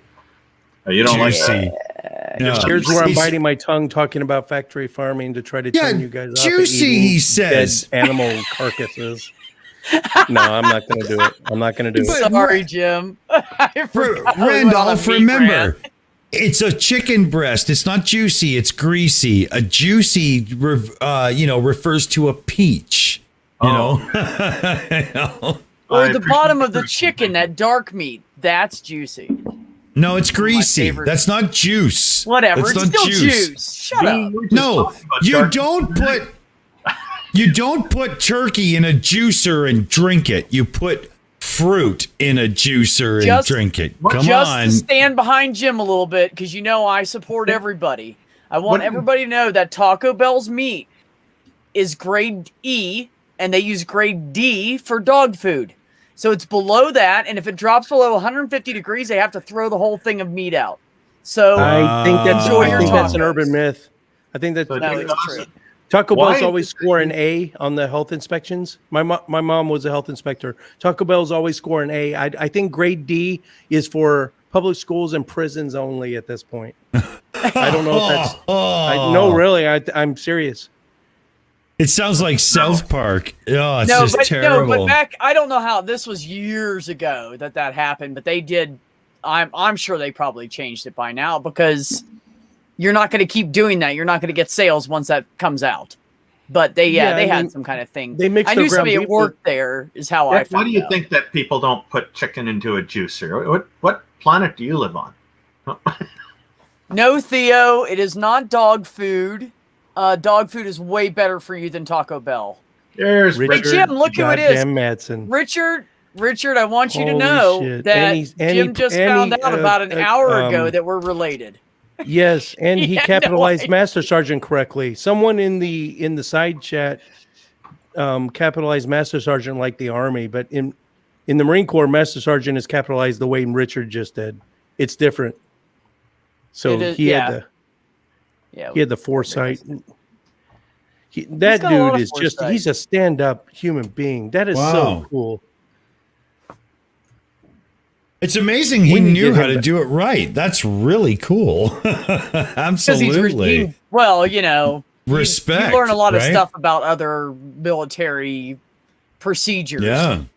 Like I remember when I was in the Army, we went to some kind of like training stint thing, and they had like all these different units coming in, and they did it at a Navy base, and it's a whole different ball of wax there. Of like in the Army, if there's an officer walking along, you could salute him. Well, I don't know. There's a little difference there of who's got to stop. I think that's what it is. I think in you the never Navy, have to stop. You can keep walking, but if you want to screw I thought in the with Navy they had to stop. No, you can keep Oh. walking no matter what. But if you want to screw with a new officer, like a butter bar, like a second lieutenant, you space yourself, you stagger yourself out, like you do social distancing to where With he has your to buddies? salute Yeah, so he's multiple going to salute times. everybody. Yeah, I've never understood the rank structure. Here's me, 21 years in the Marine Corps, Master Sergeant. I've got 168 Marines that I brought to Iraq, and then some second lieutenant, that majored in physical education, went, got his commission, and now I've got to salute him, and he's 23 years old, and I'm 37. And he doesn't know shit. I would revamp the whole Wow. military rank structure. Yeah, we had a butter bar Wow. come into our unit when I actually went on a delayed entry program. So I went in the National Guard. I worked for them full time for a while, but I went in the National Guard because I was like, I don't want to commit to full time to this. What if I fucking hate it? I should have just went ahead and flipped over to full time, but I didn't because I love the people I was around so much. They were my family. I don't want to leave them. I would have been moved somewhere else, like 98% chance. Oh shit, where was I going with that? Can't read the chat and do that. ADD, baby. It's ADD. Never read the chat. Just bounce off that chat. Yeah, but anyways, no, yeah, you gotta. Oh, the butter bar. He came into our unit, and I was still in high school, right? And I was going on my weekend thing, and he came in our unit and just decided he was gonna. He just put that textbook down, like 2 weeks before. He was fresh out of college, and he was fucking clueless, and he was only a couple years older than me. And I'm looking at this guy going, "You're." So he wanted to change things, and he wanted to make like PT more competitive and blah, blah, blah, blah, blah, blah, blah. And I was like, dude, do you think this is like a full-time Army post? These guys are National Guard, and half of them aren't even here most of the time. Like, what are you doing to these guys? You know what I mean? So you try to change everything up, and it flopped, and it failed, and it was horrible. And he made it like running into a competition and got his ass totally fucking beat by these older guys that he thought would never, but they had more stamina, and they beat his ass, you know? And he tried to make everything into a competition, and there was a girl that beat his ass in sit-ups. He shut the fuck up and let everything go back to the way it was after that. Yes. Real fast. Awesome. Real fast. 35-year-old woman beat his ass in sit-ups. He shut up. The rank means something. If I were to revamp everything, if I were in charge, everyone goes through enlisted recruit training. Everyone comes out a private. Or if you have some college, maybe you get PFC. That's it. E2. Everyone. Then the progression goes faster. Like once you hit E9, Sergeant Major or Master Gunnery. Hold on, dude. E2, E9. Some of us need a little backfill here. Enlisted. What is that? E means enlisted. Everyone starts out in E1 when you go into boot camp. You're not a Marine until you actually graduate. So 3 months later, you're in E1. Private. Yeah, base private. So, but it's a faster progression. So these kids that go through college and they go through officer, there is no more officer candidate school for people fresh out of college. That would be gone. OCS is still there, but it's for people that have gone up through the enlisted ranks. The progression would be way faster. You and I, it took us 4 years at least to get to E5, right? But in my scenario, you would the Richard fucking totally. He started saying, "Oh yeah, Richard Manson's a cool guy," and Randolph would say, "I said, no, wait, Randolph, let him finish." Oh, cool. Anyway, that's what nice the chat. All right, he just all right. Nice things about you. Does Jim know the background about Richard and B? And that was all I was going to ask. And I was like, Randolph, wait, go ahead, Jim. So we let him finish. Of course, he just said nice things. You guys were siblings. But then natural progression. No. So I brought it up an old picture from like 2009 when you had the shaggy hair at the family reunion. You came in on the motorcycle. You looked like a superhero. He came in. All of his hair was like this. And he was like, I don't know, just like he laughed for 2 hours about it. Anyways, welcome. I want to hear the perfect military structure. Go ahead, Sergeant. Oh my God. It's an honor to have you here. I really love this guy. Okay. So I think you can just do away with warrant officers. We don't need them anymore. Those are technical experts. In my structure, you wouldn't even need warrant officers. So that W01 through W5, those are gone.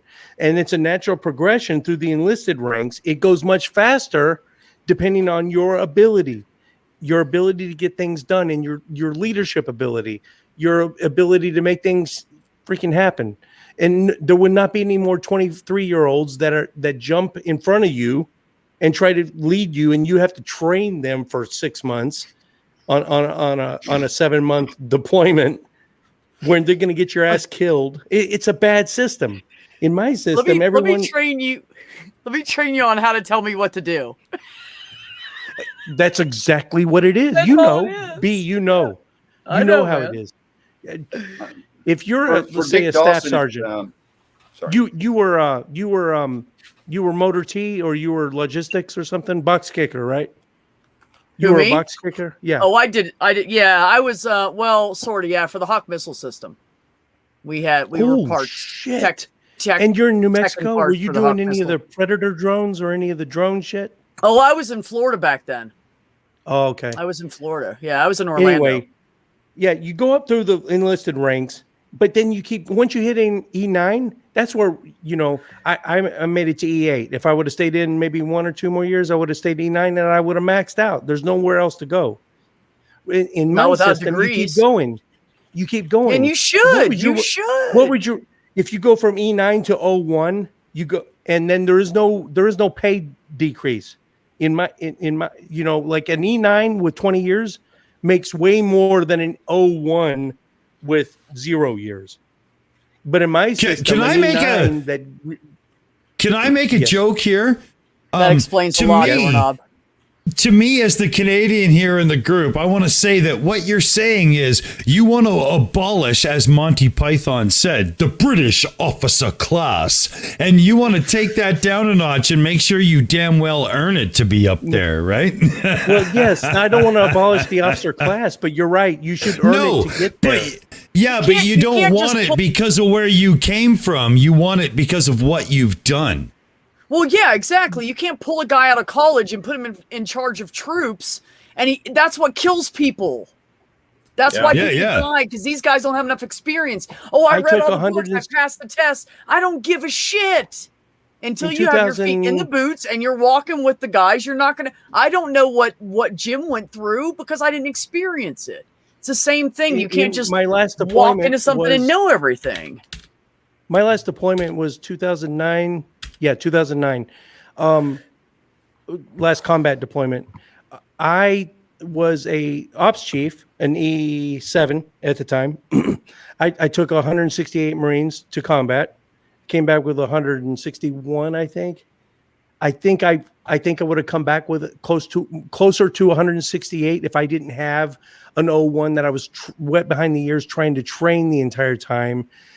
Remember, there's hardly any internet connection out there, and all she wanted to do was steal my porn and hang out in the birthing areas.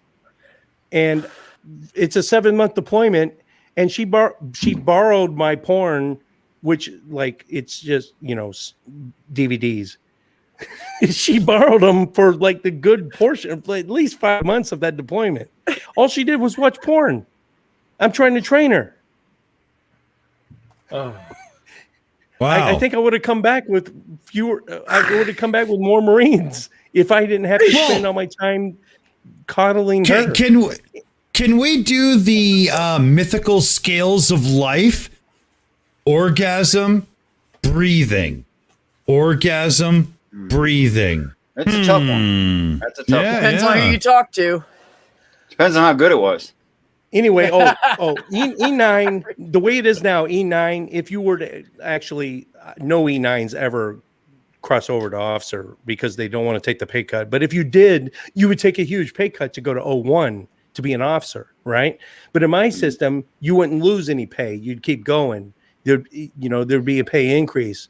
O1s would make more than they do now, but there wouldn't be any more warrant officers, and everyone would go up to the ranks. So you could go from E1 to O10 at 4-star general in 20 years if you did it right. If you didn't, you would max out based on your leadership potential.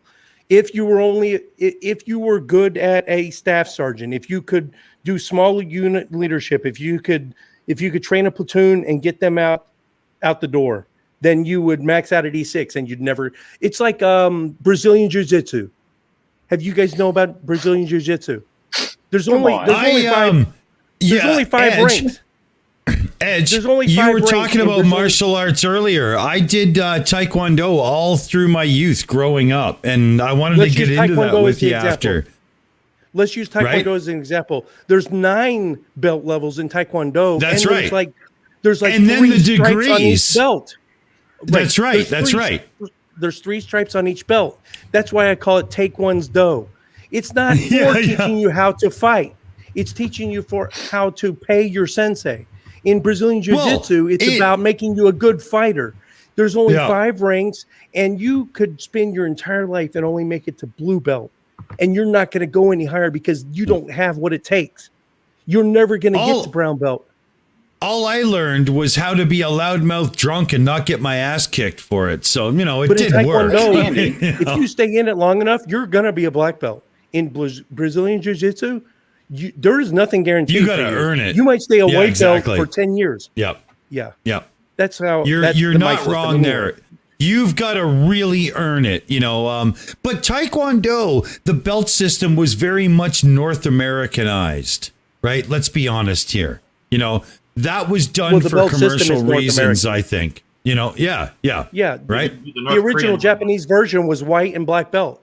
And the only reason your white belt became black is because you had it on your body so long, because you're not allowed to launder it. It would just turn black. Yeah. It was just disgusting. Anyway, I've rambled too much. It's an honor to have Richard here. So I wanted to help Dick Dawkins with a little bit of background on all these abbreviations that are used in the military. So you got officer class, right? And you got enlisted class. So E, enlisted, O, officer. And then within your enlisted ranks, you have privates, but there's 3 levels of privates in the Army. And that's E1, E2, really? and E3 private, right? Yeah, it's a private second class, and then a specialist.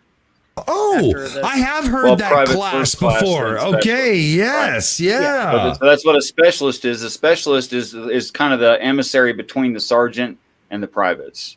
He's kind of a master private, if you would.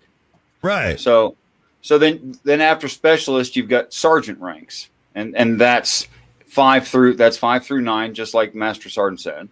That's 5 through 9. Okay, and then officers, you've got Lieutenant Butterbar, right, which is brand new, and then you've got O2, right? That's the second Butterbar. Then they get two Butterbars. That's captain. Then they got 2. I'm sorry, you're right. So they got turns to silver. Then you got 2 silver. It's like a double silver lieutenant, like a Gemini which is a symbol. captain. Like a Gemini symbol. That's captain, right? Okay. And then you go to Major, Lieutenant Colonel, Oakleaf Cluster, and then Silver Oakleaf Cluster, and then Full-Bird Colonel. Okay, and then you go. What's above that? Anyway, what I'm trying to say is basically that your NCOIC during PLDC is always an ASS. That's what I'm basically trying to say. And Jim missed that. Jim missed the best part. Say that part again, Richard. Yeah, but he ended on ASS, and at least I understood that. I said your NCOIC at PLDC is going to be an ASS. That's what I said. It's funny. I understood that. Yep. Oh, that's funny. You know what? As you say that the second time, I can start piecing that together through like media and whatnot that have been a little bit more, accurate with things versus like Independence Day or something. You know what I mean? But so there's a commanding officer and right, right. You went through the chain. Right, you got your him an asshole. Your sergeants are non-coms, non-commissioned officers. NCO, right? Then you right, non-commissioned. That's right. You got it. And then CO, and so I did. But remember what I was telling you? Out. I did. Remember what I was telling you? So happy with earlier? myself. Remember what I was telling you guys earlier about how being in whatever service, in my case, the Marine Corps, it almost feels something like a cult. Remember when I was talking about that? Abbreviations are a big thing. When you have specific terminology for what you're talking about, and you talk only in terminology, that is so indicative of cults like Nexium or Scientology, and they all speak in these weird, abbreviations. So it's the same. Yeah, it means you're part of the club, right? But I mean, have you ever thought, B and Richard, you guys, were you okay? For instance, when you see a Marine in dress blues, you see that red stripe down his blue pants, right? You see that red stripe? That they were told us when we were indoctrinating that was to commemorate the Battle of Chapultepec in Mexico, which we fought bravely and valiantly against the Mexican forces. Then I went and actually studied the history after I got out and realized, we were the bad guys. Guess who was in charge of the Trail of Tears? Marines. Guess who beat the Mexicans in California and took California over from the Mexicans? The Marines. There's a lot of shit they didn't tell us. They should have. Why is that not brave and valiant when you're being an oppressor? You're still brave and valiant as an oppressor. Yeah, but did they give us the whole story? They didn't give us the whole story. They can't. You don't have a high enough clearance for them to give you the whole story. I was just a lowly E6 in Iraq, my first deployment. And I am telling my Marines, hey, guess what, guys? And I actually said this. I got them together. I said, I don't think we're supposed to be here right now. I think we're here under false pretenses. But as long as we're here, let's get the job done and let's keep look after each other's six. I said that before we even knew if WMDs were a thing or not. Right. That's a hell of a repertoire there, Cadence. Yeah. All the same shit. Yeah, it's all the same shit. The difference is the people like me that get stuck in the Army is because we weren't smart enough for the Air Force. So, well, someone who doesn't like me anymore, Steve McRae was and Richard Carrier. They were both nuclear technicians on naval crafts. Do you know what kind of brain power it takes to become nuclear technicians on a naval craft? The amount of it's beyond let's say it's beyond an undergraduate degree. Now I'm languages and code breaking and cryptology. It took me a year to get out of I was in E4 before I even got into the fleet. And that was just to learn Spanish. Think about these guys that are learning nuclear reactors. Some of this is some insane. I don't know, Jim. There's field manuals. You just do what it says. It works. There's a field manual for everything. There's some atheists out there that have some background. Do you still remember all your technical and field manual numbers? Because I can't seem to forget them. FM, yeah. I know I failed the shit out of land navigation every time I tried to take it. Military Humvee FM 3.39.4. No, wait, that's something else. Wait, FM 311 What does Humvee stand for, Richard? Oh my gosh, I finally remember it. What is High mobility multi-wheeled vehicle. That is correct. MWV, high mobility multi-wheeled vehicle. Yes, you're right. Vehicle. Yeah, that's it. 2920-311-10. I don't know military stuff well, but I know automobiles, and I knew the Humvee acronym before you guys even tried. I did. Well, tell me on the Up Armor Humvee on the rear strut, what's the torque on that 1/4-inch bolt? I wouldn't know that, but I could talk in detail about the chassis design and how it was, done for this and that and so on, because I really, really appreciate the engineering of these things. The gearbox at the hub. How many gears are in that? There's a difference between the Army and the Marine Corps version. You know the difference? 2. Oh. Go ahead. I didn't know that there's a difference in the vehicle, but I knew there was 2 gears. We're amphibious, so we need to have a vehicle that goes in swamps and underwater. So if you ever see a Humvee and the exhaust pipe goes way high and it sticks out high over the top, but that's a Marine one. Because it's go underwater. Yeah, because it's got snorkels for the intake and the exhaust. Because if you stall out, you don't want to pull back into the cylinders with back pressure. And have we lost all our viewers? So this is such boring shit. Yeah, I love they're it. over here talking about being in the military and shit. Actually. Okay, yeah, we haven't lost anything. How could you get bored with engineering? Right? Come on, Dick. I got a logical problem. If you only have 2 gears in the hub at the wheel of each of the Humvees, right? Yeah. You got a drive shaft. What's going to happen if that motor turned the way that most motors turn? Well, what's the way? It's like, ooh, pick me. Yeah, right. So what's the way? Do you mean like clockwise. One? Okay, clockwise, so clockwise, and you've got. Go ahead, Jim. It's killing him. No, go ahead and see the answer. I have a cool little side note to that, though. I interrupted you, Dick. I'm sorry. Oh, yeah. No worries. When you've got 2 gears in the hub per wheel, so we're talking about 4 square on the road, right? And you've got a drive shaft going off your transfer case to each, front and rear, and you've got an independent diff front and rear.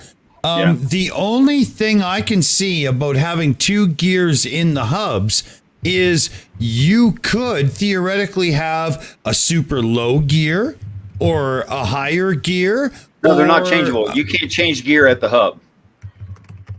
Okay. They're stuck that way. All it does is it lifts your half shafts up out of the path. It gives you more clearance. That's all it does. Is that why they have that super strange angle that comes up so you barely even see them, and they don't come across like an Alfa Romeo or something from back in the day with an independent rear diff, right? Is that what's going on there? That's what's going on there. Oh, that's really cool. I get it then. Because with the different angles, you've got to ratio it so you get your drive true to what you want, right? That's right. So the gearbox at the hub is well above the A arm. So where your half shaft comes into your gearbox it's not in the way at all of any clearance.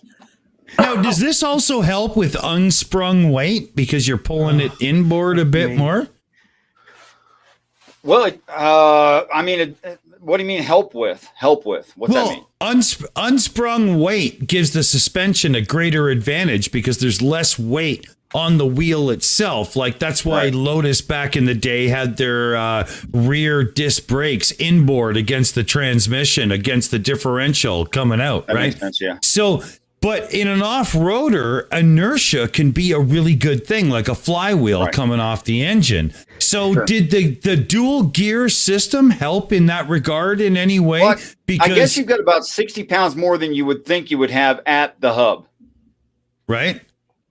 So that would help with keeping the vehicle planted to the ground because you've got weighted wheels. And with the Humvee, you've got the adjust your air pressure on the fly, depending on your terrain. Right. Yeah, they switched it over. They have that now too. Yeah. Yeah, that's a pretty well. I love the engineering of this stuff. That's. Oh, I'm glad we had that chat. I really didn't know that. Okay, well, that's everybody cool. have a good night. It was great to see y'all. That was all I had for. If there's any listeners still, if there's any viewers still, what was I going to say? Oh, Richard, do you remember when you and I were talking about the dual penetration 40 mic belt fed? Remember the belt fed? Who didn't get a soundbite off of that? The Mark 19 weapon that shoots belt fed 40 millimeter grenades, right? And we were talking about. I was comparing him to the Sabo. I was comparing him to the Sabo round, right? And we were talking about penetration. We didn't even realize it at the time. We were talking so sexually.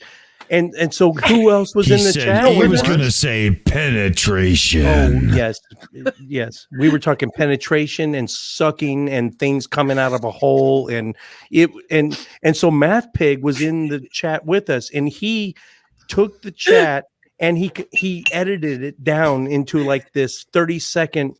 And it was the funniest shit. It's still on his me channel. And Richard just talking about sucking goats out of a hole and penetration, and it was the funniest shit ever.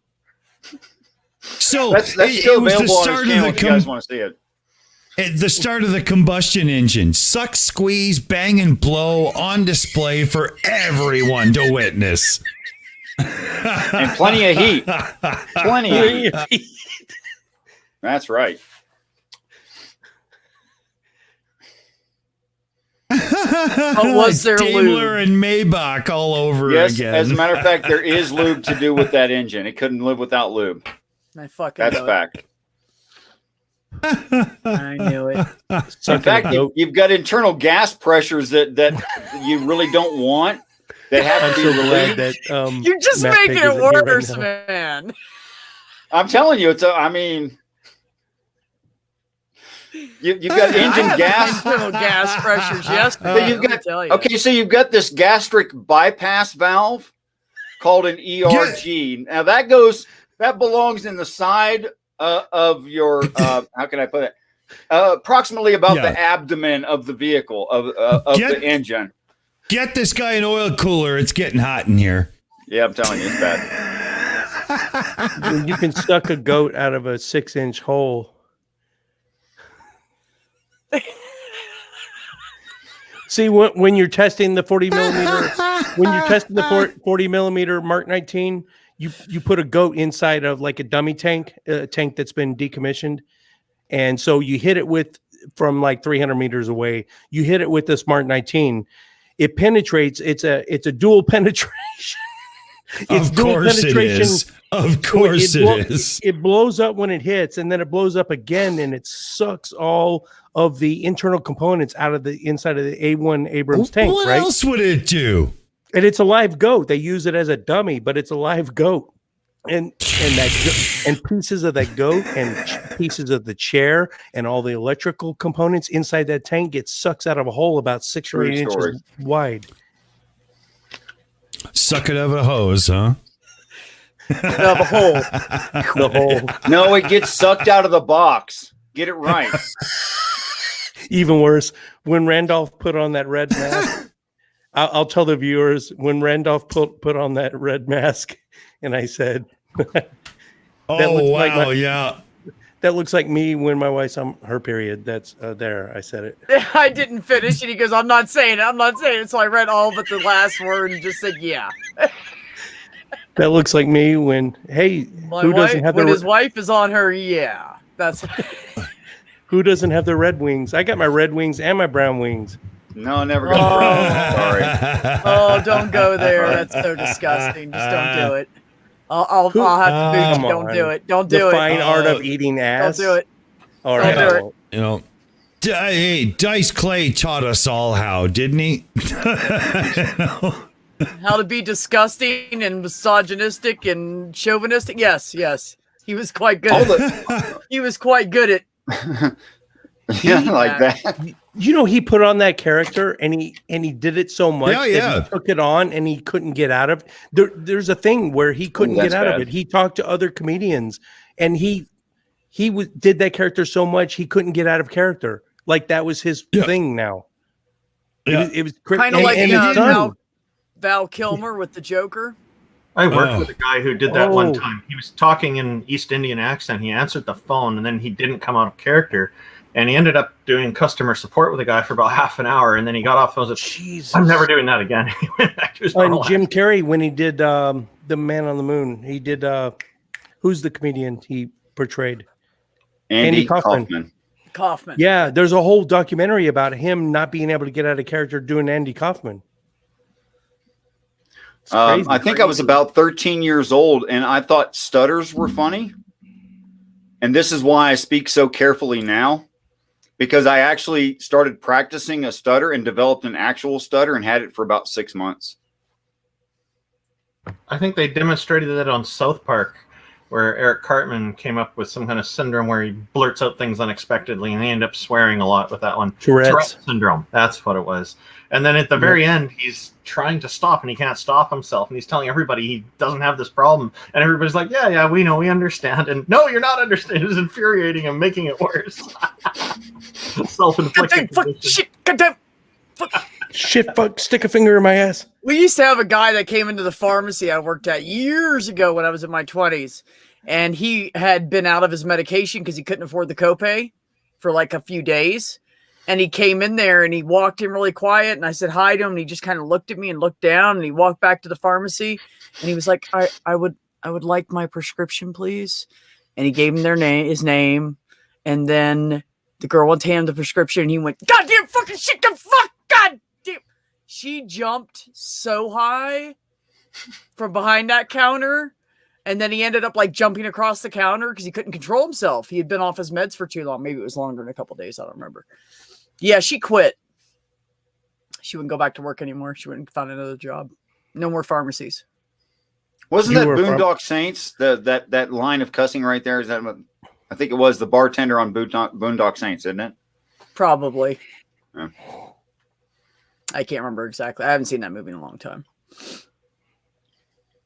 Richard, who was the last person on your show? The last big name you'd want to hear, or the last singular individual? Sure, Mac. Let's go with the former. Okay, Dr. Robert M. Price. You timed out. I didn't hear. I heard Dr. Robert, and then what? You said Robert. Dr. Robert M. Price. Yes. You had Robert Price? Yeah, we had a he great did. talk. We're going to do it again, Oh. hopefully soon. I would kill to. Is he open to having people on? Okay. He's very open. The thing with the atheist community, like once I had Sasha Sagan on, and as soon as she did my show, like 15 other people, I saw her on every other show.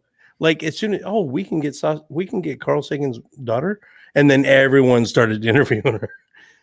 Okay, Robert Price, he's got some really antithetical political opinions. I know that for a fact because I know he got laughed at on Dogma Debate with Richard Smalley way back when, and it pissed Robert Price so bad that he hung up on them. And I know he is a Trump supporter, isn't he? I have no idea. I don't get into politics at all. Oh, you guys didn't even talk politics? No. We only talked religious theology, theory, reading, frame, context stuff. He's a Jesus mythicist and he's a Trump supporter. Right. That's a odd purple squirrel right there, boy. That is a purple squirrel. Yeah, I would like to have him on. That's awesome. Yeah, he's really open to it. I could link you somebody that can link. I'll do that. I'll send you. I'll find a way. I didn't know that he was even available. Kenneth Humphreys is another one that's kind of out. People don't know about him too much. Kenneth Humphreys he's basically a Robert Price without the degree.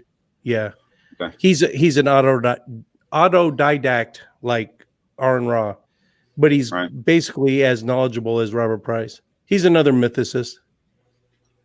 Kenneth Humphreys. Well, guys, I'm gonna have to cut out early. I'm sorry, sweetie. Love you. Okay. Peace and respect to you all. Love you, brother. You are? Richard. Okay, you guys have a great night. Thank you. I'm still holding you to that promise, Randolph. We're gonna do a show together, and you yes, too, we Jim. Are. Yes, we are. Me too. Me too, Richard. Get me on. Absolutely, you too. Yeah. You guys have peace. What a stand-up guy. Gosh damn. He really is. He's cool. Just so he it's like he was always like 75% awesome anyways. And we all have that 25% bullshit, when we're younger. But all of that is gone, and it's just a good part of him now. So I'm not bitching. He will literally help me with anything anytime I ask. He believes the Garden of Eden really happened, and he thinks there's a ninth planet that's no, he thinks this is the Garden of Eden, and all that stuff hasn't happened yet. Oh, that's right. All those biblical the whole prophecies. Bible's prophetic. Yes, that's right. But he thinks there's a ninth planet it's called Nibiru, and it's circling the sun at a really highly elliptical orbit. It doesn't come into our solar system, but maybe once every 50,000 years. Well, actually, the one he's talking about is the K2 Pan star right now, which is supposed to pierce our solar system, go underneath of us, and then pop back out the other side. And he thinks it's not going to go to the way they have planned. Evidence. Which is kind of, with it coming closer and people starting to worry about it. And, oh, by the way, Jim, so I have a new friend I work with. She's becoming a friend. We're coworkers right now, and her best friend works for NASA, and she was recently moved to a different project to work on a big gun to blow up like large asteroids. We need it. We need an entire section of NASA dedicated to near Earth asteroids. All it did when I heard that was make Richard go, see, it's watch. It's coming. Wasn't Space Force supposed to do that? Space Force is NASA's a joke. Doing it. Space Force. Yeah, I know. Everything that Space Force is doing, Air Force was already doing. He just he divided the effort. I've seen a lot of people call it space farce. Yeah, it's bullshit. In fact, Trump did exactly the opposite of what we should be doing. He added a new branch of service when we didn't need it because Air Force was doing that job already. And this is me, a Marine that's hardcore, gung-ho Marine. And this is me saying, we don't need a Marine Corps anymore. Amphibious landings are not a thing anymore. We should get absorbed into the Army and become an amphibious corps inside the Army. It would save money. And Oh then my my God, fellow that would be Marines, amazing. my fellow, as long as we can keep the dress blue so I can get chicks. Other than that, but we Just because your dress blues are better than our dress greens, just shut up, man. as They long do as we look can pretty keep the dress snazzy, though, I blues, gotta say. I would happy be being Army Amphibious Corps and do, you know, the only reason the Marine Corps is still around is because 1775, when we were down in the Bahamas. What's the capital of Bahamas? Come on, someone. Oh shit. Anyway, we were fighting pirates down there. And we were fighting the pirates in the Barbary coast, off the coast of Libya. Yeah. And that's the only reason we were still around. We fought pirates. We're not needed anymore. Amphibious landings, the Army can do just as well. Just absorb us in. It would save so much money. It would, and you wouldn't. That's 300,000 paychecks less you would have to pay. Just absorb us in. And my fellow Marines hear that and they're like, "Oh, you're a heretic." I'm all about saving money. We spend 25 times more than the next 10 countries, and 9 out of those 10 are our allies on military expenditures. Think of what we could do with that money. Education, infrastructure. Healthcare. That's okay, Jim. You know, yeah, you were talking about wanting to change the military. Well, nobody's going to listen to either one of us is my point, but I have ideas to help vets after they come out, to help them have employment and places to live and stuff. So nobody will listen to me either, though. So, well, that's a lot of information about the military. So I've not served, but I appreciate everyone who has, because freedom is very important for all of us. And every effort to protect our borders and keep the world safe is very important for this. So thank you, all of you. Yeah, thanks, Jim. Thank you. Appreciate you. Canada's got a Definitely badass Air Force. People don't know that. Thank you. Because it's smarter to put money in the Air Force than anybody else. That's why. It's the most bang for the buck. What are you going to nowadays? Really? Can you imagine a future war 500 years from now? Is it even going to involve humans? Is it going to be drone wars, basically? Right. Think about it. Think about the future. The air is, you're not going to have people storming beaches, 500 years from now. I'm sorry, I have to get going in a couple minutes here. So I think you're coming up to the end of the stream here, aren't you? Yeah. I'm gonna kill this here pretty soon. Well, then DM me. Stitix is good. And if you don't have me on Twitter, which is what I usually check, then anybody on here pretty much has me on Twitter, including all the people in the chat. So just hit somebody up for my Twitter stuff. Although my plan is huge and it would take lots of work and funding. But anyway, I think it could be done. And once it is up and running, it would pay for itself. But in closing, I want to thank all three of you. Thank you for coming on my first one and letting me do a little hiccups and uhs and ers. Because you got to kind of pop the cherry on every new platform. So thank you. Yeah, Jim, I said it. Thank you.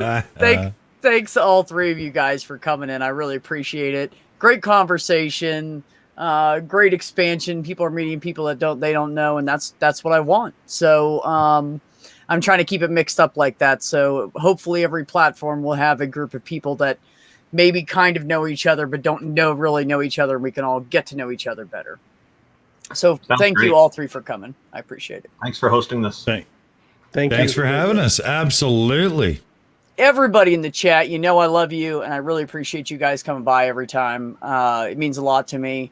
And if it wasn't for you, I wouldn't do this, because what would be the point, right? But no, I do appreciate all of you. Everybody, take care of yourselves, take care of one another, and have some peace in your life.